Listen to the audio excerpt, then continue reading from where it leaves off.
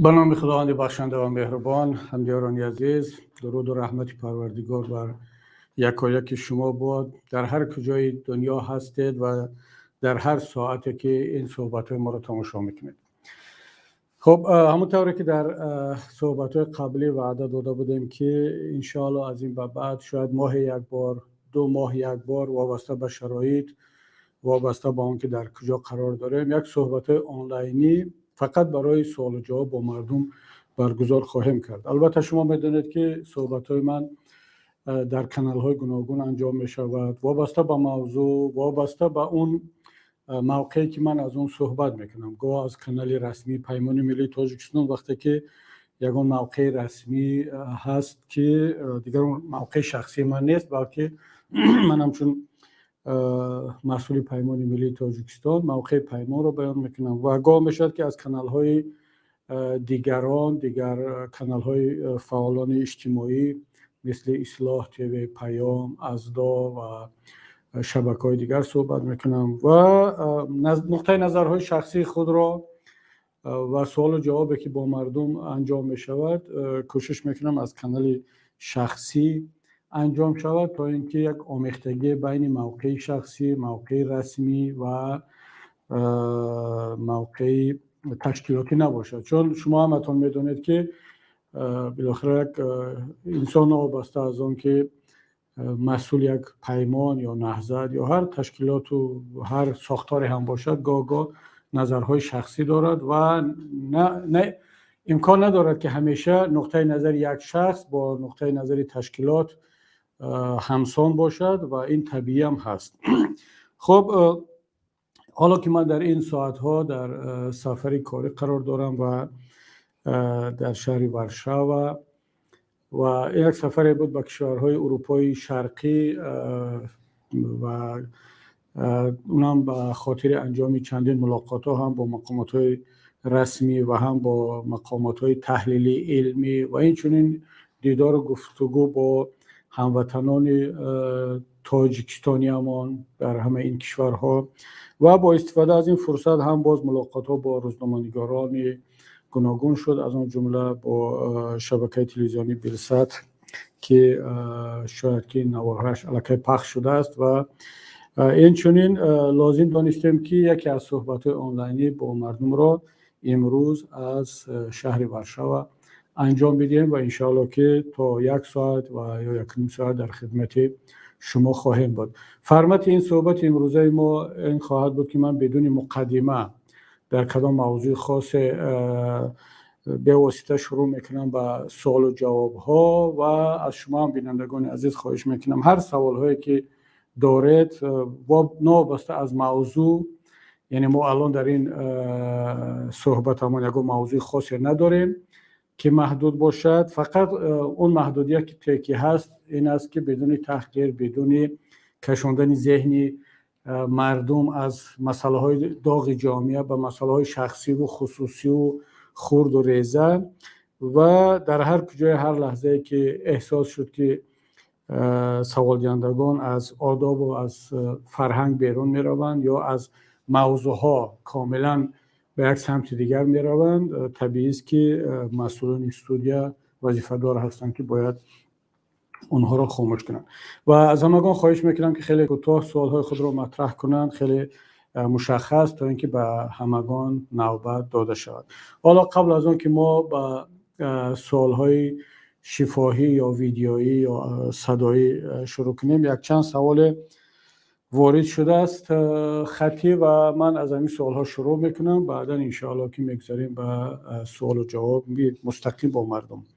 یکی از کاربران نوشته است که سلام علیکم، شما فکر نمیکنید که تا حادثه‌های بدخشان فقط گپ مخالفین و در واسطه‌های اجتماعی درباره نرخ و نوای آرد و روشنی و سوزشواری و قیمتی بود؟ این یک سینر نوبتی حکومتداران نیست مگر بعد این حادثه مردم از قیمتی فراموش کرد؟ دوست گرامی، بله، این از این تکنولوژی، یعنی این تکنولوژی سیاسی است، پلی تکنولوژی است که بعضا وقتی که حکومتداران مقامات میخواهند که دقت مردم از یک مسئله به مسئله دیگر کشانده شود، این گونه حالت ها را به وجود میارند در شبکه ها، در رسانه ها. یک موضوع برای مردم جالب رو مطرح میکنن که دقت مردم با اون طرف کشیده میشود. اما مسئله بدخشان فرق میکند، چون مسئله بدخشان تنها یک مسئله صرف سرگرم کنی برای مردم نیست. این مسئله امنیتی است، سیاسی است، یکی از کلانترین منطقه های تاجیکستان هست و من فکر نکنم که این مشکلاتی در بدخشان بوده را حکومت تنها برای دقت مردم را از نرخ و نوا و بی‌برقی و از این مشکلات با اون سمت کشانیدن راه اندازی کرده باشد. نه، برای کشیدن دقت مردم از مشکلات اقتصادی اجتماعی بی‌برقی به سمت دیگر کافی بود که مقامداران و بعضی از تبلیغگران آنها مسائلی را مثل مسائل اون عبدالرازق و بلاگرهای دیگر به میان کشاندند که این بله این دیگر 100% جزء همون تکنولوژی بازی با ذهن جامعه و مردم هست. اما مسئله بدخشان وقتی که حاکمیت تاجیکستان این طرح رو روی دست گرفت و وضعیت رو در بدخشان ناتنج کرد و بی‌ثبات کرد، به خاطر کشاندن دقت مردم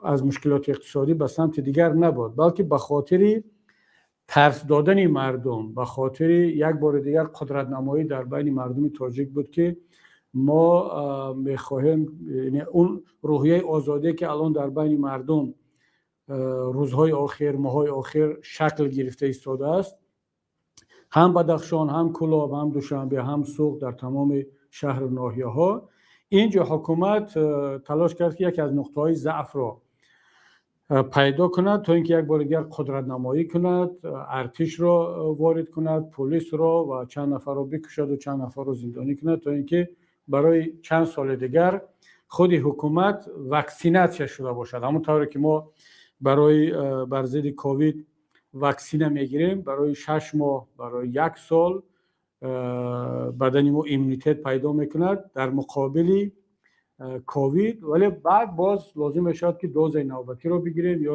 به یگون شکل دیگر.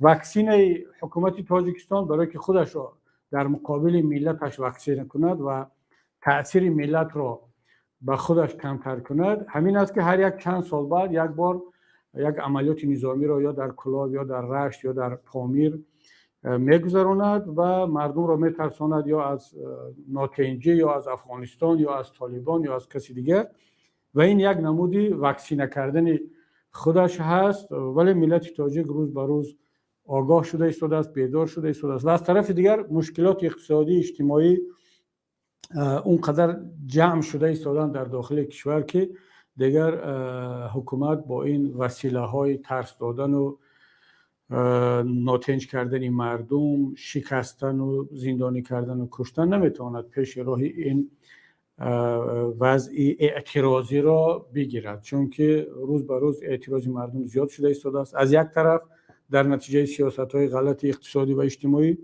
از طرف دیگر مردم چشمشون باز شده ایستاده است. اینترنت هست، بالاخره تاجیک‌ها هم اونقدر بیسواد نیستن که اونها رو با پروپاگاندا و تبلیغات و مغزشویی، فابریکه جواب یا اینکه تلویزیون تاجیکستان مغزشویی کنن دائم و بگن که ما فقط سیاست شکرانه باشد، فقط ما بگیم که درمون همین ناتنجی نشود، امنیت باشد کافی است.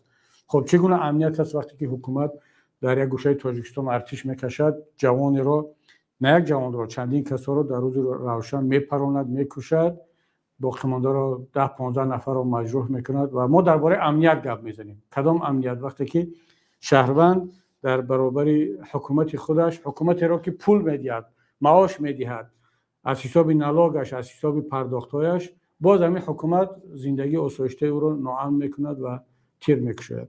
پس هیچ گونه امنیت نیست. همون امنیتی که همچون دستاورد اون رو نشان دادن میخوان، متاسفانه اون امنیت هم وجود ندارد. خب یک سوال دیگر هست. سلام علیکم برادر گرامی، من ویدیوی شما را دیدم، هزار رحمت که مردم بدخشان را دستگیری کردید. بسیار آدمان حکومت تهدید دارند که ارمی از بدخشان برای طالبان هجوم میکنند. من نگران شدم که حکومت برای ما مردم بدخشان از زدن از طالبان استفاده کند، در آشکتی حد به طالبان. حالا نمیدونم این دو سوال با هم ربط دارن یا جدا هستن، به هر صورت از لحاظ محتوا ربط دارن. برادر گرامی، من وقتی که مردم بدخشان و خالق رو دستگیری کردم، مردم خودم رو دستگیری کردم، تاجیکستان رو دستگیری کرده ایستادم، مشکلات ملت رو دستگیری کرده ایستادیم. فقط من نه، تمام قشرهای دیگر جامعه هم در قضیه خالق این دفعه متحد شدن. همونطوری که در مسئله واروخ متحد شده بود همه ملت تاجیک، باز در بدخشان هم متحد شدن و این دستگیری یا کمک همه ملت است و نه فقط برای مردم بدخشان بلکه ما خودمان را کمک کرده ایستادیم. چون قضیه بدخشان قضیه تنها بدخشانیان نیست. کسی که چنین فکر میکند اشتباه میکند. متاسفانه این صدا رو من، این گونه حرفا رو هم از طرف دیگر ساکنان دیگر گوشهای تاجیکستان میشنویم و هم بعضا از طرف خود مردم بدخشان که میگن شما با مشکلات ما کاردار نشوید، ما خودمون حل میکنیم. اگر مثلا پیمان ملی تاجیکستان یا دیگر گروه همراه شدن مسئله سیاسی میشود و یک کمی آمیخته میشود، نباید دیگران وارد شوند. ما را با همین آوازه ها، با همین تحلیل های غلط از هم جدا کردند و همیشه یک مسئله را گاه مسئله نهضتی، گاه مسئله حزب دموکرات، گاه حزب کمونیست، گاه غربی، گاه کلابی، گاه بدخشانی جدا میکنن مسئله ها را و گویا که این مسئله ملی نیست، گویا بدخشان جزء ملت ما نیست، گویا کلاب جزء ملت ما نیست، گویا نهضت یا حزب سوسیال دموکرات جزء این ملت نباشد. بنابر همین وقتی که ما از بدخشان دستگیری کردیم معنی آن را دارد که از خودمان دستگیری کردیم. و بله اون گروه های تبلیغاتی حکومت تهدید میکنن که اگر نیروهایی که علاوه به بدخشان برده شدن از اونجا برایند، طالب هجوم میکرده باشد به بدخشان. اگر طالب هجوم کند چرا به بدخشان هجوم کند؟ طالب به همه گوشهای دیگر هم هجوم میکند و از همه منطقه آسان برای هجوم این شاید که منطقه های هممرز با افغانستان در قسمت شوراباد و فرخار و پنج و قمسنگیر باشد، چون در اونجاها حواری هست و هجوم کردن آسانتر.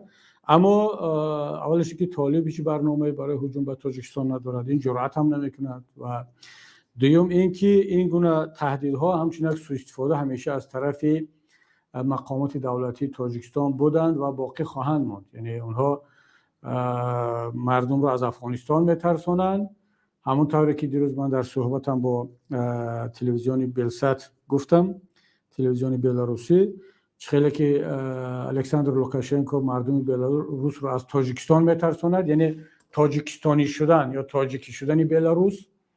همونطور رحمان تاجیکستانیان رو از طالبان میترسوند و طالبان باز مردم افغانستان رو از داعش میترسوند. معلوم نیست که داعش از کی میترسوند. یعنی این یک سلسله مراتب هست که به هم ربط دارن. هدفشون ترساندن دیگران که اگر من نیستم، مرا قبول ندارید، بدونید که وضعیت شما بدتر خواهد شد. و بنابر همین این گونه تهدیدها، این گونه تحلیل‌های در ناخنک رو نباید ما جدی بگیریم و مردم بدانند که هیچ گونه تهدید بیرونی به تاجیکستان نیست و بودم نمیتواند.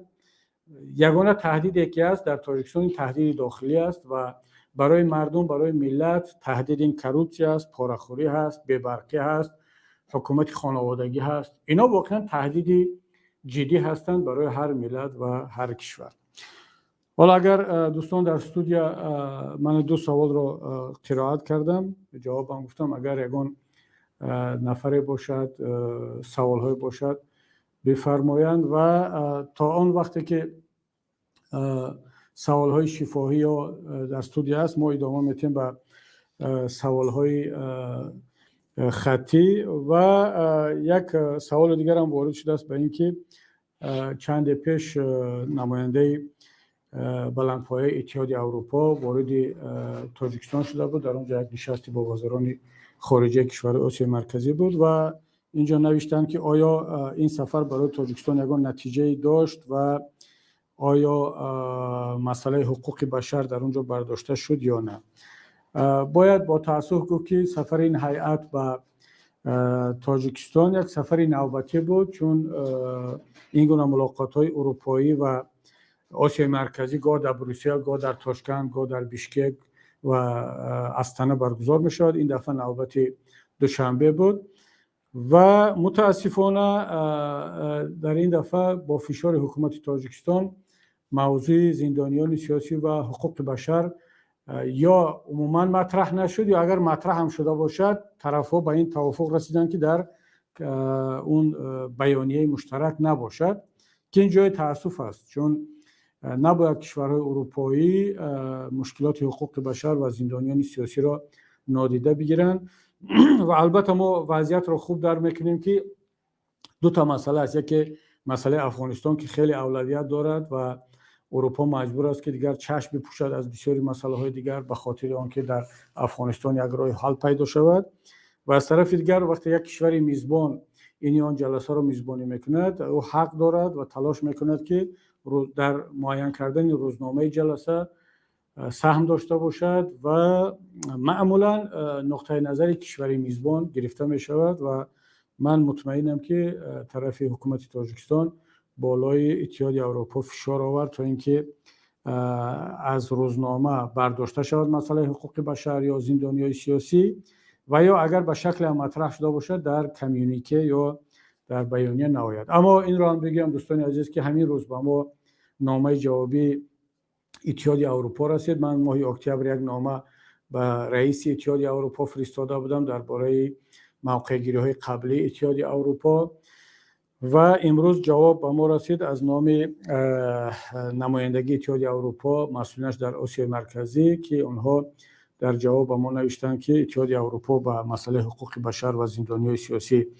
کماکان خیلی که در گذشته بود توجه دارد و چند نکته رو هم در اونجا اشاره کرده است که شاید در یکی از صحبت‌های بعدی یا در یکان پایگاه خبری درباره آن مفصل‌تر ما خواهیم گفت. فعلا حالا به سوال این برادر همین مقدار ما جواب داریم. اگر یکان سوالی از آنلاین باشد بفرمایید. خب کسی با نام برادر آباد باشد اسمش در آنجا هست، اگر سوالی داره بفرمایید. سلام علیکم برادر. علیکم سلام. الله بزرگ شما رضا باشه. همین خیلی الله دعا کرده ایم که شما را در وطن ببینیم. آمین برادر عزیز. ما هم دعا کرده ایستادیم که در وطن باشیم.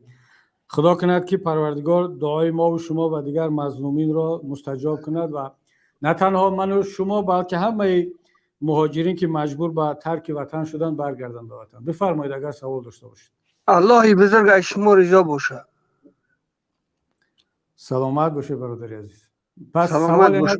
فقط همین خواهش و آرزویتون رو میخواستید بگید. میخواستیم که شما را در وطن ببینیم. تمام.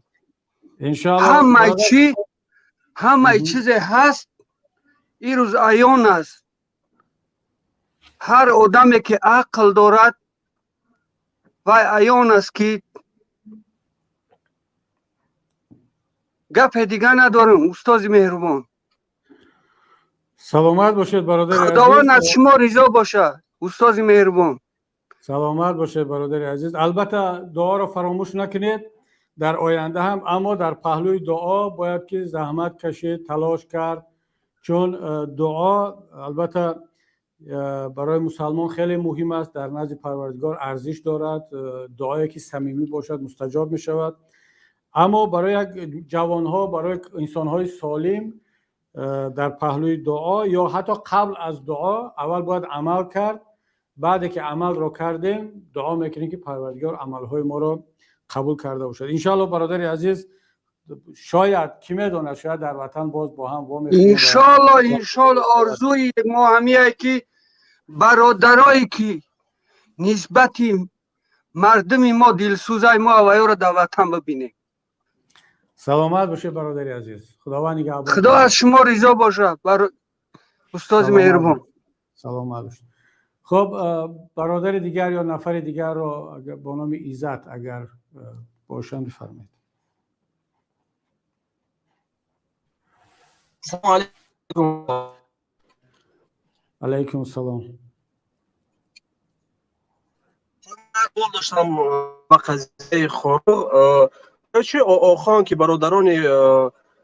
برادران پامیری ما و ایها چون پیشوا قبول دارن، در این قضیه اخیر تماما یگان مداخله نکرد.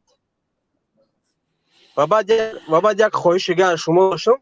من پیش ای گپ ما گفتن اول پیشکی بگم که من اعضای یگان گروه و یگان حزب هم نیستم، برای چون با بعد نشه گویان که از اعضای حزب برای ما این گونه سخنان گفتن. مثلا میگه که بعضی برادران مخالف در برنامه‌هایشان حتی آشکارا میگویند که ما قبول نمیکنیم مقصد وقتی صحبت کردن. کی را قبول نمیکنن؟ بعضی برادران مخالف میگویند که در برنامه‌هایشان آشکارا میگویند که هنگامی با ما صحبت کردن به چهره صحبت نکردیم. بعضی برادران مخالف است. مثلا اکای محمد اقبال آشکارا میگوید که آن نفرانی که در روسیه یا که در عموما در اسنگ قرار داره با چهره هیچگاه صحبت نکنید و دیگر مخالفان برعکس این را میگویند. مثلا به همین نزدیکی یک برادر با چهره صحبت کرد در یک برنامه مخالفین. آن گفت که من میخوام که در بر ایزد اما رفته تو مقصد سنا کنم بیزار مرا هندو کنم و اون مخالفات با این خیل با قرد میزنن ملدز انا مبارز باید انا خیل باشد. با فکر یک مخالفان مبارز باید بر اومده در افیر چهرهش رو نشان دید و یک هفته پس باید او را تاجیکستان برند. و اون برادر هم یک هفته پس بر اومد کرد گفت که این من از برادران از در منبران مخالفین صحبت کردم، این ما رو به تاجیکستان میبرند. با همین گپ رو بر اومده گفت. خب برادر عزیز سوالای مهم رو مطرح کرده، تشکر. نسبت سوال یکمتون، بله آقا خان پیشوای مذهبی است، پیشوای بسیار محترمی نه تنها اسماعیلیان جهان بلکه همچنین یک شخصیت معروف، یک چهره معروف در سطح جهان، دارای جایگاه خاص هست و می شود گفت که اگر ما 50 نفر 20 نفر شخصیت معروف جهانی داشته باشیم، یکیش آقا خان است، پیشوای اسماعیلیان جهان که همزمان پیشوای معنوی قسمی مهم از جامعه تاجیکستان هست که برای ما تاجیکستانی ها هم فخر است که هموطنان ما یک پیشوای دارن، پیشوای معنوی دارن، رهبری معنوی دارن که در سطح جهانی احترام دارد. اما نباید فراموش کنیم که آقا خان چهره سیاسی نیست، اگرچه به کارهای سیاسی هم مشغول می شود و باید مشغول شود. او چهره معنوی است و مشکلی بدخشان در این مرحله مشکلی سیاسی و امنیتی است که از طرف حکومت تاجیکستان با وجود آمده است و مشکلی بین حکومت و شهروندانش است. این دیگر با آقا خان در این مرحله هیچ ربطی ندارد. اما مثل سالهای گذشته وقتی که مسئله به مسئله انسانی تبدیل می شود، به مسئله به مثل گومانیتر کاتاستروف میگن، یک فاجعه انسانی در اونجا اگر تبدیل شود، آقا خان و نه تنها شخصا خودش بلکه ساختارهایی که به آقا خان مربوط هستند، هم ساختارهای معارف، سمت معارف، هم اجتماعیات، هم کمک‌های بشردوستانه، رشد در تاجیکستان خیلی پروژه ها را عملی کردن و هم در روند مذاکرات به یک شکل کمک میکردن و فضا را برای مصالحه تاجیکان مساعد کرده بودند و خیلی از شهروندان تاجیکستان نه تنها مردم بدخشان بلکه منطقه‌های دیگر کوهستان از پروژه های فرهنگی، اقتصادی، اجتماعی و معارفی و تندرستی ساختارهای آقا خان استفاده کردند. الان وارد شدن آقا خان به قضیه بدخشان از نگاه من یک کمی زیادتی می بود، یک کمی نابهنگام بود و اگر نتواند حکومت تاجیکستان مشکلی را حل کند و خدای نکرده به یک مرحله دیگر بپیچد، نه تنها آقا خان، نه تنها ساختارهای آقا خان بلکه جامعه جهانی و دیگران هم حتما وارد خواهند شد. بنابراین خاموشی یا موقع آقا خان را همچون خاموشی نباید قبول کرد، بلکه این موقع گیری منطقانه و بسیار حالا با انصافانه و حرفه‌ای آقاخان و ساختارهای او است. اما درباره آنکه با چهره صحبت شود یا نه، منم استاد من عذر میپرسم شما رو خدمت میکنم. من بار یکم از به شما هم صحبت میشم، سخن رو تاخیر نگفتم، من вже در هیجان هستم. من از شما خواهش دارم که یک خطاب نه به اون مخالفان، به اون گروهایی که این طلب رو میکنن از مردم، پروسا خطاب به همون مردم عادی، همچون به شهروندان که توصیه دید که با چهره برآمدن چقدر یعنی که خوف دارد. برای مثال گفتیم ما بسیار پلان ها داریم که با ما چهره های مبارزان حقیقی لازم است که ما اون پلان ها ما اجرا کنیم، نه که مبارزان اساسی با چهره برآمده امروز صحبت میکنن و فردا اونها را مرده اوجه محکم میکنن. اوجه همین قطعی نیست میشن، همه اون برادران مبارز اوجه یک طبقه برده محکم میکنن. خواهش میکنم کمتر توصیه دیدن که با چهره صحبت نکنن، با چهره بگذار کارهای دیگر رو در پشت پرده پراموی با مخالفان کنن، نه در اینترنت. تشکر زیاد. سلامت باشید برادر عزیز. دقیقاً من هم همین رو گفتنی بودم که کسانی که در داخل کشور هستند یا در کشورهای سابق شوروی هستند، در اون کشورهای هستند که در اونجا آزادی بشر نیست، انسان کرامت ندارد، قانون عملی نمیشود، شما از خودتون دفاع کردن نمیتوانید، اونجا جای نیست یا الان وقت نیست که شما قهرمانی و ناترسی خود را به نمایش بگذارید. انشالله که وقتی قهرمان بودن و وقتی ناترسی خود را نشان دادن فرا خواهد رسید در تاجیکستان. اما الان کسانی که در اروپا هستند، در امریکا هستند، بله در اینجا بوده ها می توانند با چهره خود صحبت کنند، مثل که ما کرده ایستادیم و دیگر برادران کرده ایستادند. اما کسانی که در داخل کشور در دیگر جا هستند، خواهش میکنم که دیگر کمی جدی باشید، کمی با مسئولیت رفتار کنید. فکری تنها خودتونه، گپ درباره ترسیدن یا نترسیدن نمی رود، گپ درباره ادامه مبارزه می رود. هر کدام شما ضرور هستید، ما نیاز داریم به هر کدام شما و اگر ما هم خیلی به احتیاطی کنیم و طلب کنیم، مثلا من بگم که کسی که با چهرهش برآمد نمی کند در برنامه من نباشد، معنی آن را دارد که من خودم در اروپا نشستم در جای تنج و آرام و کسی که در روسیه است یا در داخل تاجیکستان هست او را با یک دشواری تله میدیم که از لحاظ اخلاقی و معنوی هم چندان مسئله گذاری خوب نیست. اما کسان دیگر دوستانی که مسئله رو این طور میبینن، این کار شخصی اونها است، ما با کسی کار نداریم و با سیاست ها و رفتارهای کسی دیگر دخالت کردنی نیستیم. اما همچون برادر توصیه ما این است که حداقل در برنامه های ما و دیگر دوستانی که با ما هم فکر هستند در برنامه اینها تلاش کنید که اگر در اسنگه باشید یا در تاجیکستان کوشش کنید که با چهره خود برآمد نکنید. بله بفرمایید دوستان دیگر. اگر نفر با نام عمر علی بفرمایید. الو بله بفرمایید. سلام علیکم و رحمت الله. علیکم السلام. برادر محیدین کبیری دو سوال دارم و یک پیشنهاد.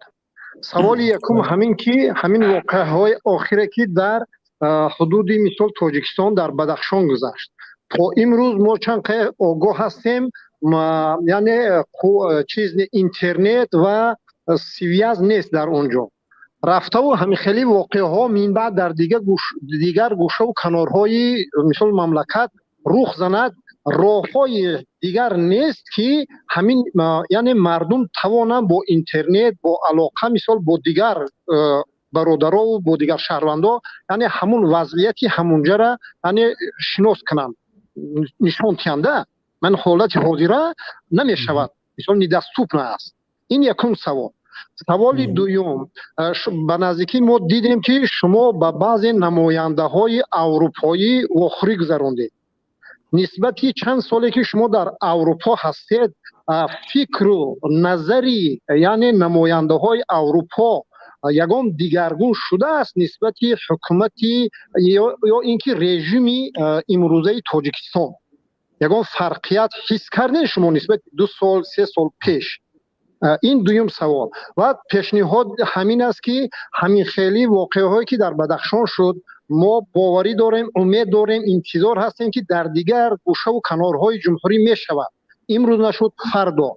همین خوب نمی شود که یگام مصلحت و توصیه تیم که یگام صندوق خیریه تشکیل کنیم و بعضی مبلغ ها برای که این کارو به مبلغ و به چیزای موادی یعنی چی میگن دستگیری کننده به فکر من کمتر همین چی گفتنی هستی. تشکر و دقتتون. سلامت باشی برادر عزیز. بله متاسفانه در منطقه بدخشان اینترنت رو قطع کردن تا هنوز نیست و یک نکته رو باید به مردم شریف بفرماییم که الان در سطح جهان در سازمان ملل یک طرح رو بررسی کرده ایستادن که اینترنت رو یا دسترسی به اینترنت رو برابر با حقوقهای اصلی و فطری انسان بگردانند. خیلی که انسان حق به آزادی دارد، حق به کار دارد، حق به زندگی، حق به معلومات و به معارف و تندرستی دارد و حق دارد که نفس بکشد از اکسیژن. اینترنت رو بیارن جزئی حقهای طبیعی و اصلی انسان قرار بدهند و قرار قبول کرده شود که هیچ کس حق ندارد بغیر از کسانی که در زندان هستند دیگر برای اهالی برای دیگران اینترنت رو قطع کنند. خیلی که هیچ حکومت حق ندارد آزادی انسان ها را از آزادی محروم کند مگر برای کسانی که حکمی دادگاه هست و آنها زندانی میشوند. دیگر انسان ها باید همه آزاد باشند، آزاد حرکت کنند، صحبت کنند، نفس بکشند، کار و سیر و گشت کنند. اینترنت هم باید در همین سطح برداشته شود. البته کشورهای دیکتاتوری مثل تاجیکستان تلاش خواهند کرد که به این مقابلت کنند، زیرا آنها از اینترنت میترسند. نه تنها از اینترنت بلکه از سخن آزاد، از معلومات دقیق، از تلویزیون، رادیو میترسند و مقاومت خواهند کرد که این قرار در سطح جهانی قبول نشود. اما بعضی کشورهای دیگر راههایی را پیدا کرده ایستادند از طریق بعض شبکه‌ها و اپلیکیشن هایی که یک مدت یا در یک محدوده گیوگرافی بدون اینترنت هم میشود معلومات ها را رد و بدل کرد. این مسئله اکسپرتی از کارشناسی است. من متخصص اینترنت نیستم که بیشتر از این شرح بدیم، اما میدونم که در بعضی کشورهای دیگر مثلا در تایوان بود به فکرم وقتی که تنش‌ها با وجود آمد مقامات چین اینترنت رو در اونجا قطع کردن و خود مردم با استفاده از دستگاه‌های تلفنی و کامپیوترها میتوانند معلومات رو بدون اینترنت یک شبکه‌های داخلی تأسیس داده میشود که معلومات‌ها رد و بدل شود.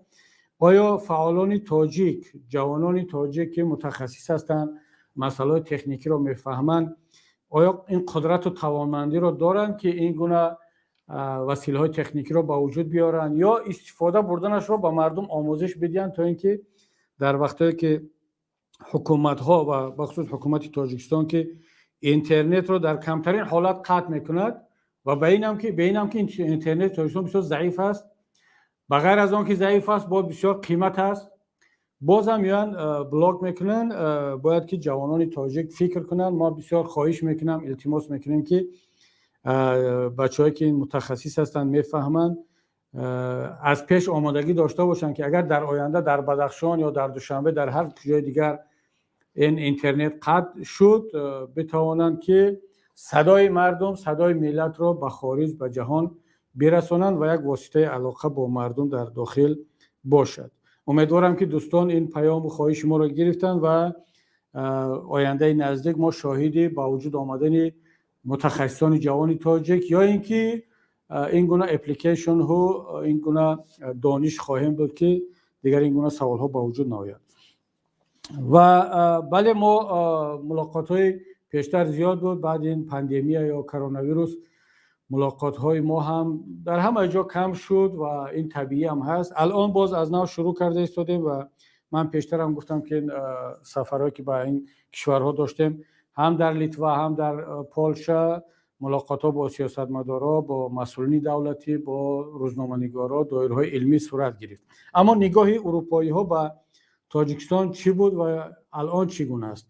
تمام دنیا تاجیکستان را همچنین کشور دیکتاتوری میشناسد. برای آنکه تاجیکستان را بشناسند دیگر یگان اکسپرتی بسیار ماهر بودن در کار نیست. کافی است که شما و هر دیپلماتی که پیش از آن که تاجیکستان برود یا با مسئولین تاجیکستان صحبت کند یک آمادگی می‌بیند. اول می‌بیند ریتینگ تاجیکستان رو در آزادی سخن در کجا است. ما در بین 20 کشوری از همه محدودگری رسانه‌ها، درباره کروپسیا ما در بین 15 کشوری کروپسیا فسادزده دنیا، در مسئله آزادی‌های انتخابات و آزادی دینی ما از همه پایین‌ترین و اینا را می‌دونن. و وقتی که ما با آنها ملاقات می‌کنیم، دیروز هم روزهای قبلی هم که در ویلنیوس با رئیس کمیته بین المللی پارلمان لیتوا ملاقات داشتیم، یا در پولشا هم، یا قبلا هم که در بروسل در پایتخت‌های دیگر ملاقات میکردیم. اونا میگن که ما میدونیم که تاجیکستان چگونه کشور است، امام‌الله رحمان چگونه پرزیدنت است، اما یک مشکلی هست که تاجیکستان جزء اروپا نیست. شما یک ملت آسیایی هستید و ما در اونجا منفعت زیاد نداریم. اگر همین گونه مشکلی در بلاروس باشد، در روسیه باشد، در ترکیه یا کشورهای دیگر، حتی در آذربایجان که عضو شورای اروپایی هست، در ارمنستان، در گرجستان، اینها میان واکنش نشان میدن و طلب میکنن که شما از روی معیارهای بین المللی رفتار کنید. اما برای اینها تاجیکستان یک کشور دور هست و میگن شما در احاطه کشورهای دیکتاتوری هستید و از یک طرف چین، روسیه، از اون طرف افغانستان جنگ زده، از این طرف آسیای مرکزی هم که در اونجا دموکراسی نیست. و از نگاه اینها نبودن دموکراسی و آزادی انسان در تاجیکستان جزئی اون فضای عمومی منطقه حساب می شود. و اما ما دعوای خود را داریم، فعالیت خود را میکنیم. ما همیشه میگیم که آنه که ما در آسیای مرکزی هستیم، در احاطه کشورهای دیکتاتوری هستیم، معنی آن را ندارد که تاجیک‌ها سزاوار آن نیستند که یک زندگی شایسته داشته باشند، مثل اروپایی‌ها زندگی کنند، مثل امریکا و مثل افریقایی‌ها و مثل دیگر کشورهای آزاد و پیشرفته آسیا زندگی کنند. ما چه عیب داریم؟ ما چه گناه کردیم که در احاطه، در همسایگی همین خیل کشورها خداوند یا تقدیر ما را جا کرده است؟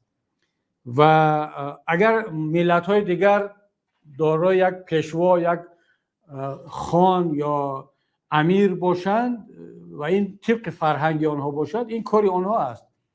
اما ملت تاجیک یک ملت آزاداندیش است، آزادی خواه است. ما فرهنگمان، جهانبینیمان، ادبیاتمان، تاریخمان از دیگران فرق میکند و ما سزاوار آن هستیم که یک زندگی شایسته و بهتری داشته باشیم. ما این حرفا رو همیشه میگیم، اما بازم باید واقع بین باشیم. و اگر اروپا ضد لوکاشنکو تحریم جاری میکند و مثلا من دیروز در تلویزیون بلست بلاروس ها بودم، مصاحبه دادم، فقط تجهیزاتی که در اون تلویزیون هست چندین میلیون دلار هست. این از پول بلاروس ها نیست، این از پول اروپایی ها هست. بینایی که آنها در اونجا اجاره میشینند در داخل تلویزیون پولشا هست، بینای دولتی هست، با بهترین تجهیزات آماده شدن. شاید که بودجه سالانه تلویزیون اپوزیسیون بلاروسیا از 20 تا 30 میلیون یورو بیشتر باشد. مثلا در اتاقها تا نزدیک 200 نفر کار میکنند. شما تصور کنید که همین 200 نفری که کار میکنند معاش میگیرند، چندین میلیون دلار فقط تجهیزات و کامرا و نورپردازی و اینا هست. بینندگانشون برابر شبکه‌های تلویزیونی تاجیک نیست که با یک دستگاه تلفن و با ارزانترین دستگاه ها کار کرده ایستادن. شما اگر در یوتیوب مثلا برید که بیاست رو چند هزار آدم تماشا میکند، یا در ماهواره و بیاید مثلا ازدا تیوی یا اینکه اصلاح تیوی، پیام تیوی، اینها رو ببینید، مقایسه کنید خودتون. چرا اروپایی‌ها و بلاروس‌ها کمک میکنند که آزاد باشند، دموکراسی در اونجا باشد، و تاجیکستان کمک نمیکنند؟ چون میگن اینا جزء اروپا و به این بعضیشون به این نتیجه رسیدن که شاید که اروپایی‌ها فقط سزاوار هستند که آزاد باشند، زندگی با کرامت داشته باشند.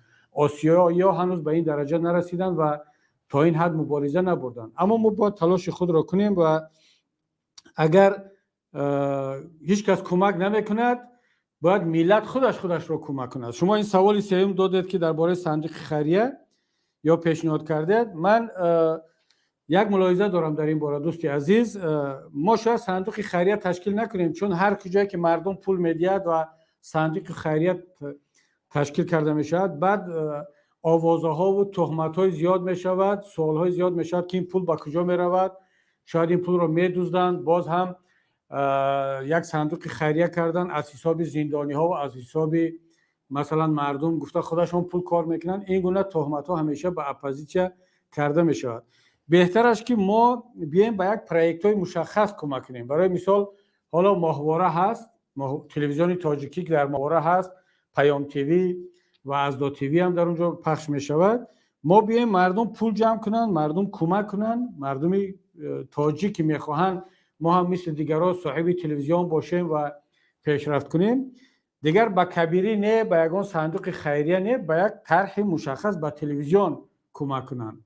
$1، $5، $10 چقدری که میتوانند، و تا اینکه دیگر برادرانی که زحمت میکشند صاحب دستگاه‌های پیشرفته و امکانات پیشرفته باشد. شما ببینید وقتی که ما در هاتبیرد این شبکه تلویزیونی پیام تیوی پخش میشد، هاتبیرد رو در تاجیکستان همه تماشا میکنند. همه شبکه‌های ماهواره‌ای تاجیکی و ایرانی و افغانی در هاتبیرد هستند و برای اینکه یک تاجیک و یک تاجیکستانی هاتبیرد را تماشا کند، یک اون دستگاه آنتن نصب کردن ضرورت ندارد. کافی است که با همون پولت نسترایک کند و تماشا کند. اما حکومت تاجیکستان آمد این را با استفاده از کمک چینایی ها و میلیون ها دلار پول بودجه زد و پرازید روان کرد و ما را این شبکه را از هاتبیرد گرفتن، چون که این ضررش به دیگر شبکه‌های ماهواره‌ای میرسد. الان در یوتلسات هست، پخش شده ایستاده است، اما در تاجیکستان یوتلسات بیننده کمتر دارد و حالا ما برای آنکه باز برگردیم به هاتبیرد هم مبلغی کلان لازم است. ماهانه نزدیک بین 20 تا 30 هزار یورو برای یک ماه باید اجاره گرفت و این نیاز به کمک دارد. اگر خارجی ها پول نمیتین که نمیتین و ما هم درخواست نکردیم برای این مسئله و ما هم بلاروسیا نیستیم که خودشون بیان پیشنهاد کنن. فقط میمونه که ما با مردم مراجعت کنیم و اگر مسئولین تلویزیون این خجالت زدگی رو کنار بگذارن، جای عیب نیست از مردم خودت درخواست کمک کنی. فقط این دوستان ما در شبکه شرم دارن، خجالت میکشن که با مردم مراجعت کنن. باید که صورت حساب رو با مردم داد، اعلان کرد و تا اینکه مردم برای خودش و برای آزادی خودش به این تلویزیون کمک کنند. نظر من همین است برادر عزیز. یک کمی جواب طولانی بود ولی مسئله شما خیلی مهم بود برادر. تشکر زیاد برای سوال‌هایتون. خب به نفر دیگر بگذاریم. نفر دیگر با نام یحیی، بفرمایید برادر عزیز.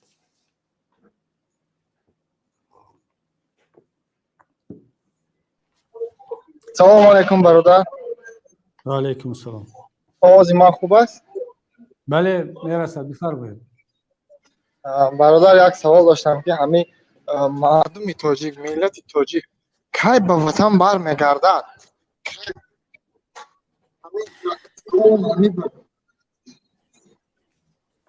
خب سوال همین باشد. یکم سوال همین که به خدا قسم مانده شدیم، باور کن ایس فرزنده و ایس بله من باور کن اوله ها ما یاد کردیم که جای وایش نیست.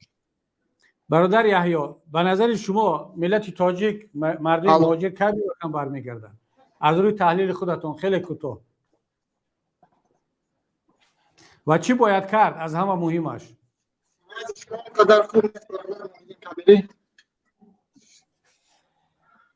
برادر محیدین سیوی از شما میچسبید. از شما هم یک کمی قطع شد ولی حالا خوب است، بفرمایید. برادر همین کی ما برمیگردیم؟ باور کن همین غریبی ما مونده شدیم. به خدا کود ایس مهری فرزنده و مهری پدر و مادر، این هر گونه که همین برنامه های مبارزه را گوش میکنم والله قسم کو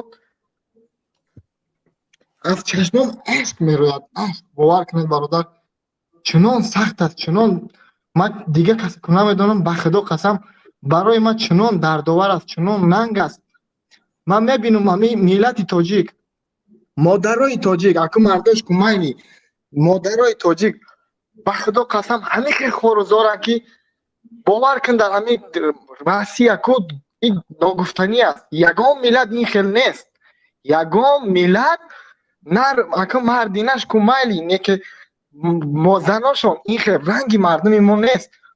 به خدا قسم رنگ امی در گلک ریختگی امی زنی تاجیک یک باور کن در موسیقی ها خواه میبینم علمو میکنه علم باور کن همین را گفتنیم که چیکار کنیم چی راه است همین یگان اگر به مسلمانی باشد یگان چی گوید که همین دولت ایمان بیارد آخی همین بگید خدا هست همین که فهمون یک نمود فهموند که گوید که همین پروردگار وجود دارد یا مردم شما چی قد ظلم میکنید چی قد غارت میکنید یکم خواهشم همین بود همه گپ ما گپ زنم یا که یکتا به یکتا میرویم نه سلامت باشه برادر عزیز چون دیگران هم در نوبت هستند با اونها هم نوبت بده پیام اصلی شما رسید ببینید دوستی عزیز یحیی کم نیستن شاید شمارهشون صدها هزارها نفر باشند در تاجیکستان نفرانی که الان ما و شما را میشنون و اونها فکر میکنن که من و شما تهمت کرده ایستادیم من و شما فتنه میاندازیم و در تاجیکستان ظلم نیست تجاوز نیست در تاجیکستان فساد و پاره‌خوری نیست همه چیز خوب است فقط یک عده دشمنان ملت و خائنان با پول خارجی ها گویا میخواهند وضعیت تاجیکستان و ملت را به هم بزنند تصور آنها این است اما وقتی که شما را میشنویم که با اشک چشم با درد دل درباره داغ فرزند مهر فرزند صحبت میکنید باور کنید باز همونها برای گپای شما هم دلیل پیدا میکنند باز بهانه پیدا میکنند باز میگویند که در تمام دنیا همین هست در همه جا همین هست چرا ما تاجیکان مینالیم بله در تمام دنیا هست اما در تمام دنیا 5% است در تمام دنیا 1% است در تمام دنیا مردم میروند یک جا کار میکنن که برگردن زندگی شایسته داشته باشند اما با این شکلی که در تاجیکستان هست نیمی مردم در زندان نصف دیگرش در خارج مهاجر برگشته نمیتواند میترسد که زندانی میشود نصف دیگرش در روسیه میرود کار میکند پول بلیتش فقط برای راهپولی میرسد برای معرکه که در تاجیکستان میکند و باز گرسنه برمیگردد به تاجیکستان و این حالت رو فقط مردم تاجیک دارد و شاید کمتر باز هم قرقیز و کسانی که در آسیای مرکزی هستیم حتی دیگر ازبک‌ها و ارمن‌ها و اینا از این وضعیت بیرون بر اومدند وضعیت قرقیزان به مراتب بهتر است من نظرم این است برادر عزیز به این سوال شما که یا جواب من این است که همون وقتی که حداقل 10-15% مردم تاجیک مثل شما فقط فکر نکند مثل شما صحبت کند گپ زند و آشکار بگوید که اوی برادر هموطنی که ما را تهمت میکنی خودت در دوشنبه زندگی کرده ایستاده شاید که معاش داری یا که یک تجارت داری پدرت برادرت پروکورور است یگان همسایت زندگی خودت خوب است معنی ندارد که همه ملت زندگیش خوب است اگر ما اونها را فهمانده متقاعد کردیم و ملت بیدار شد دیگر برگشتن ما و شما به وطن هم آسان می شود و ان شاء الله من باور دارم که الان ما در یک مسیر در یک راه رو به انکشاف هستیم 2 سال پیش مردم اکثریت خاموش بود حالا خدا را شکر که اکثریت گپ زده ایستاده است شاید که بعد یگان نیم سال 1 سال دیگر وضعیت کاملا فرق خواهد کرد و بازگشت ما آسان‌تر می شود تشکر زیاد برادر عزیز یحیی حالا بگذاریم به یک نفر دیگر با نام سلیمان اگر اشتباه نکنم برادر سلیمان بفرمایید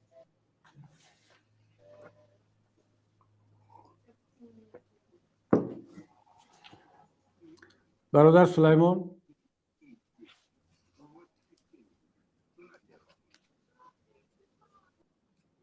خب اگر برادر نیستن کسی دیگر با نام اصلاح السلام علیکم و رحمت الله و علیکم السلام واجم راستا که مودین بله بله هست جان داشتم 2 سوال دارم مقصد همه یکم سوال ما همه که مقصد همه ان شاء الله که این بدبختی کلادم که همه ولاس که دفع کردیم ما میتونیم وطن خودمون که پارچه‌های زمین فروختگی همشه برگردونیم بعد دیگه مشکل سوال دیگه همه که مقصد آینده چه نمود چیزا میشود چه خیلی زکون برای همین بدبخت میشود برای این بدبختی حرام و برای مردم چه خیلی زکون میشود برای آزادیاش. سلامت باشه برادر عزیز. من خواهش میکنم که از استفاده کلمه های دغل، تحقیرآمیز خودداری شود. حتی نسبت امام علی رحمان که نسبت ملت بسیار ظلم کرده است و بسیار جنایت کرده است و شاید از نگاه بعضی دوستان سزاوار همه گونه حرفای پست است، اما ما باید اثبات کنیم، نشان دهیم که از دیگران فرق میکنیم، بخصوص از کسانی که ماها را تهمت میکنن و تحقیر میکنن. بنابراین برادر خواهش میکنم که تلاش کنید همون درد و علم خودت را بدون تحقیر فهمانید. و درباره زمین‌های برگرداندن زمین‌هایی که به خارج داده شد یا فروخته شد یا هدیه کرده شد، کاری آسان نیست. ما بیشتر از 1% تریتوری تاجیکستان رو به چین داد حکومت امام علی رحمان. برگرداندن از چین واقعا کاری آسان نیست و این را باید ما یک وعده دروغ به مردم به ملت ندهیم. آن چیزی که ما وعده داده میتونیم این است که دیگر یک وجب خاک تاجیکستان به هیچ کس داده نمیشود.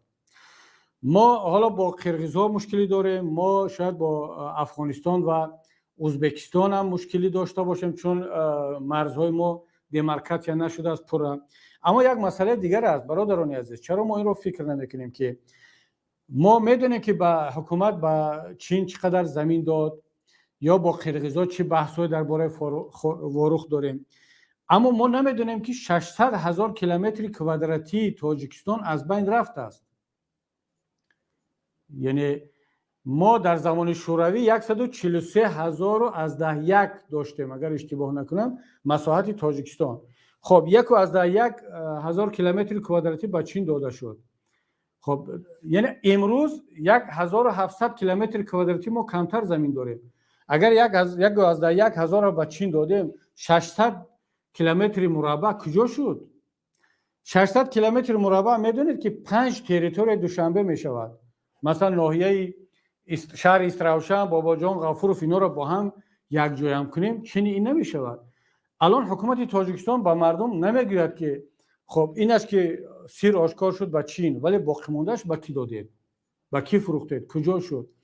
من این مسئله را تقریبا 9 ماه پیش برداشتم. تا امروز یگان مقام رسمی تاجیکستان جواب نداده است که اقلا نگفته است که کبیری دروغ میگوید، تهمت میکند من این زمین در همین جا است، یا خریطه شوروی دروغ بود، غلط بود، خریطه حاضره غلط است.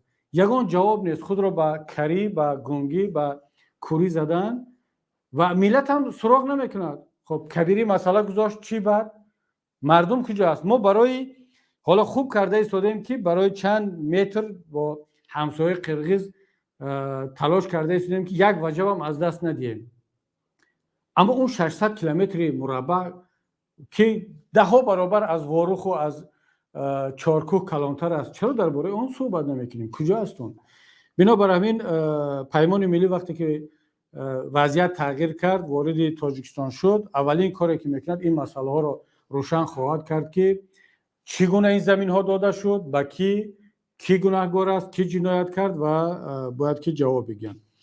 اما مسئله دیگر درباره قانون‌های آینده. برادر عزیز، من در اینجا درسی قانون نخواهم گذاشت برای اینکه خیلی وقت میگیرد. فقط با یک جمله میگم. ما تاجیکستانی ها و تاجیکان شرط نیست که از نو ولسپد اختراع کنیم. ولسپد اختراع شده است. ما باید آن را درست سوار شویم و درست حرکت کنیم با قاعده راه.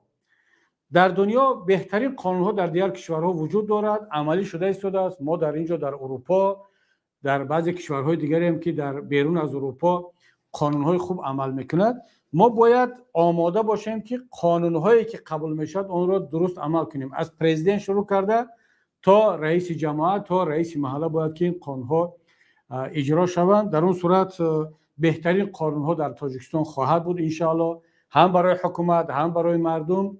مهم این است که قانون‌ها از طرف مردم و حکومت رعایت شوند، نه مثل حاضره که قانون هست اما برای کمبغل، برای مردم مهاجر، برای کسی که بیچاره یک توی میکند، جنازه میکند، درو میان جریمه میکنن، یا یک معلم عادی رو میقپند برای پاره‌گیری، یک کارگر عادی رو، اما اون نفری که در حکومت نشسته است میلیاردها میدزدد، برای اون قانون وجود ندارد. توی و رقص و بازی میکند. حالا باز به دست ما نوارهای دیگری هم هست که چگونه خودشون مردم رو جزا میدهند ولی باز معرکه گذرانی و عیش و عشرت خودشون به بند و بار این نشود که فقط قانون برای کمبغل و برای کم بضاعت باشد، برای پرزیدنت و وزیرها هیچ قانونی وجود نداشته باشد. خب بفرمایید برادر عزیز دلشاد، بفرمایید سوال خود را. Assalomu alaykum Domolo Muhiddin Kabiri و تمام بینندگان توجیه زبانان عزیز. همگی دو سوال داشتم دومولو به شما. اولا هنگام صحبت در بخش مستقیم برنامه شوکت محمدی شما رئیس جمهور را همچون به ویران نمودن سازشنامه استقراری صلح و رضایت ملی متهم نمودید و من سوال داشتم که رفتاری که حالتی که سالهای 2014-15 از جانب پیروان حزب نهضت اسلام مخصوصا نظرزاده که روح داده بود که ما علاقه در سامانه ها هم اصلی حالت را دیده بودیم، گواه شدیم، مگر ویران نمودن سازشنامه نبود. و سوال دیگر هم این است که اساس در برآمد خویش از یک چند دقیقه پیش گفتید به تاجیکستان به 10 گونه دولت‌های کورپسیا یا خود 15 گونه محدودیت دین یا خود آزادی سخن گفتید. برای همین آمارهایی که شما بیان نمودید یگان اساس هست، یعنی یگان نتیجه گیری در بین دولت ها شدگی است که ما بینیم که بغیر از سخنهای شما یگان اساس دیگر باشد که به همین 10 گونه یا خود 15 گونه شما تاجیکستان وارد می‌گردد. سلامت باشید برادر عزیز، حالا در خط باشید. من سه سوال مهم گذاشته، تشکر که همین سوال‌های باسوادانه و با منطق گذاشته میشد. اگرچه یعنی بگذار شما طرفدار حکومت باشید مخالف ما باشید، این مهم نیست، مهم که با منطق و از روی آداب و با فکت و رقم صحبت میشه. حالا من برای چی گفتم شما در خط باشید؟ برای اینکه بعد نیست یک کمتر با هم صحبت کنیم. شما گفتید که من امامه رحمان رو با نقض سازشنامه صلح متهم کردم و نهضت اسلامی تاجیکستان هم در سال 2014 و 15 کارهایی را کرده باشند که آیا این نقض سازشنامه بود یا نبود. بله، من برای آنکه امامه رحمان رو متهم به ویران کردن سازشنامه صلح کنم دلیل دارم. در سازشنامه صلح آمده بود که امامه رحمان تنها یک دفعه بعد از امضای سازشنامه به مدت 7 سال پرزیدنت باقی خواهد ماند.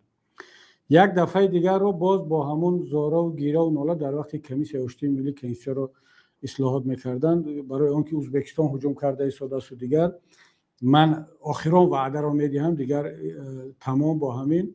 ولی الان بعد دیدیم که نه، باز کنسیا رو باز تغییر داد و باز خودش ابدی خودش رو پیشوا کرد و تا آخر پرزیدنت باقی میموند و باز پسرش رو به جای خودش تیار کرده است یا دخترش رو، یعنی حکومت رو حکومت خانوادگی کرد، در صورتی که در پروتکل های صلح سازشنامه آمده است که در تاجیکستان باید یک نفر بیشتر از 2 دوره یا خود پرزیدنت 1 دوره بعدش 2 دوره نمیتواند باشد، انتخابات دموکراتیک باشد. در سازشنامه آمده است که در کنستیتوسیا حزب دینی باید عمل کند. این سازشنامه است، این رو بگیرید بخونید. شما من برایم گفتم شما در خط باشید، شما یک بار متن سازشنامه رو حتما خود دلشاد جان یگان بار متن سازشنامه و پروتکل ها رو خواندگید شما یا نه؟ یک بار بخونید، یک بار چرا حکومت تاجیکستان متن سازشنامه را نشر نمیکند، پنهان می‌دارد برای اینکه مردم آگاه نشود. جشن میگیریم هر سال 27 ایون جشن وحدت را، اما مردم نمیدونند چرا جشن میگیریم. اما در سال 2014 و 15 برادری عزیز، اگر نهضت اسلامی تاجیکستان یا هر کدام حزبی طرف صلح یگان جنایت میکرد که سازشنامه صلح ویران شده است یا قانون ها را ویران کرده است، باید یک دادگاه آشکار شود، فکت و رقم بیارند که خب محمد علی حیید، سید عمر، بزرگ مهریاروف، زید سیدوف یا محیدین کبیری، من حالا با حکم ابد غایبانه محکوم شدم که در دنیای خیلی بغیر از چند کشور دیکتاتوری نیست که یک آدم خودش در سود شرکت نمیکند، ادوکات ندارد، او را غایبانه حکم صادر میکنند. خب بیا در نزد شما شرکت کنید، من شرکت کنم، جهان ببیند که ما حزب نهضت اسلامی تاجیکستان این جنایت رو کردیم. اگر حکومت دلیل دارد، فکت دارد، چرا از مردم پنهان میکند؟ چرا از جهان پنهان میکند؟ چرا از ژورنالیست‌ها پنهان میکند؟ اونه که در فیلم نشان میتین یا در یوتیوب در جاهای دیگر و شما اون رو دلیل میارید، این دلیل نیست برادری عزیز. من هم میتونم در یوتیوب یک صحبت کنم بگم که دلشاد فلان جنایت رو کرد، فلان کار رو کرد، فلان مقدار دزدید. گپی من دلیل شده نمیتواند. برای چی؟ برای اینکه من فکت ندارم. اگر من دلیل دارم اون رو با مردم پیشنهاد میکنم در یک دادگاه، در یک سودی آشکار. اگر که ندارم پس حرفم به اساس است.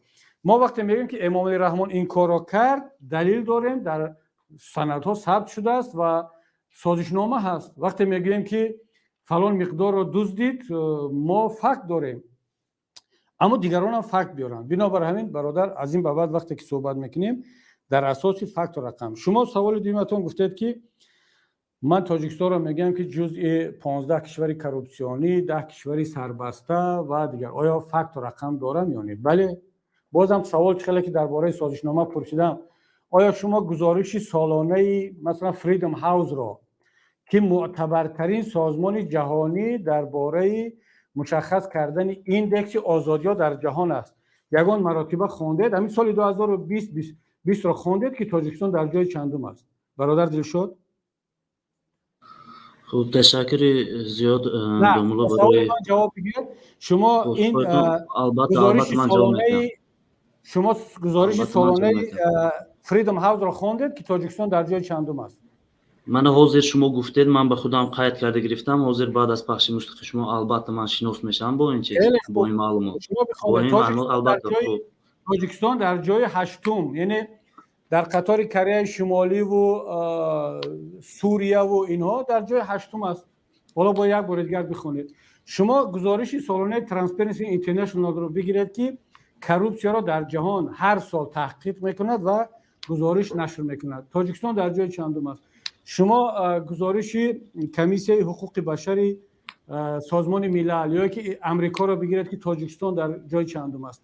وقتی که ما میگیم برادر عزیز، برای هر کدوم اینا دلیل داریم، فکت داریم، اما وقتی که ضد ما میگویند، حکومت تاجیکستان میگوید یا طرفداران دیگر، یگان فکت ندارن، فقط در اساس آوازه، دروغ و بافته‌های خودشان هست. که همین است که در جهان هیچ کس بغیر از حکومت تاجیکستان حزب نهضت اسلامی تاجیکستان رو نه تروریست، نه اکستریمیست و نه تبادلاتگر نمیشناسد، چون اثبات نیست. اما تمام دنیا میگه که بله شما اپوزیسیا درست میگید، امام علی رحمان دیکتاتور است، بله شما درست میگید کروپسیونر هست. برای که این حرف من نیست، این حرف خودی اونها هست و دلیلم برای این دارم. برادر دلشاد خداوند نگهبانتون باشه.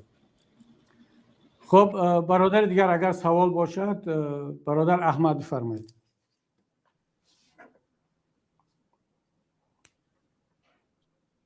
سلام علیکم استاد.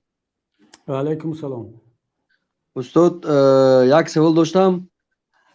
شما در آینده وقتی که مثال امام رحمانوف اگر استعفا رفت، اگر شما رو در نامزدی موندن، شما خود امام رحمانوف در ماشین مثال چخیل گیم استرچی خلقتی مثال چخیل قد دست برنامه میکرد، هم خیل مثال چی گویم رنگ سلام میکنن، گو خیر میکنن، هم خیلی کرده.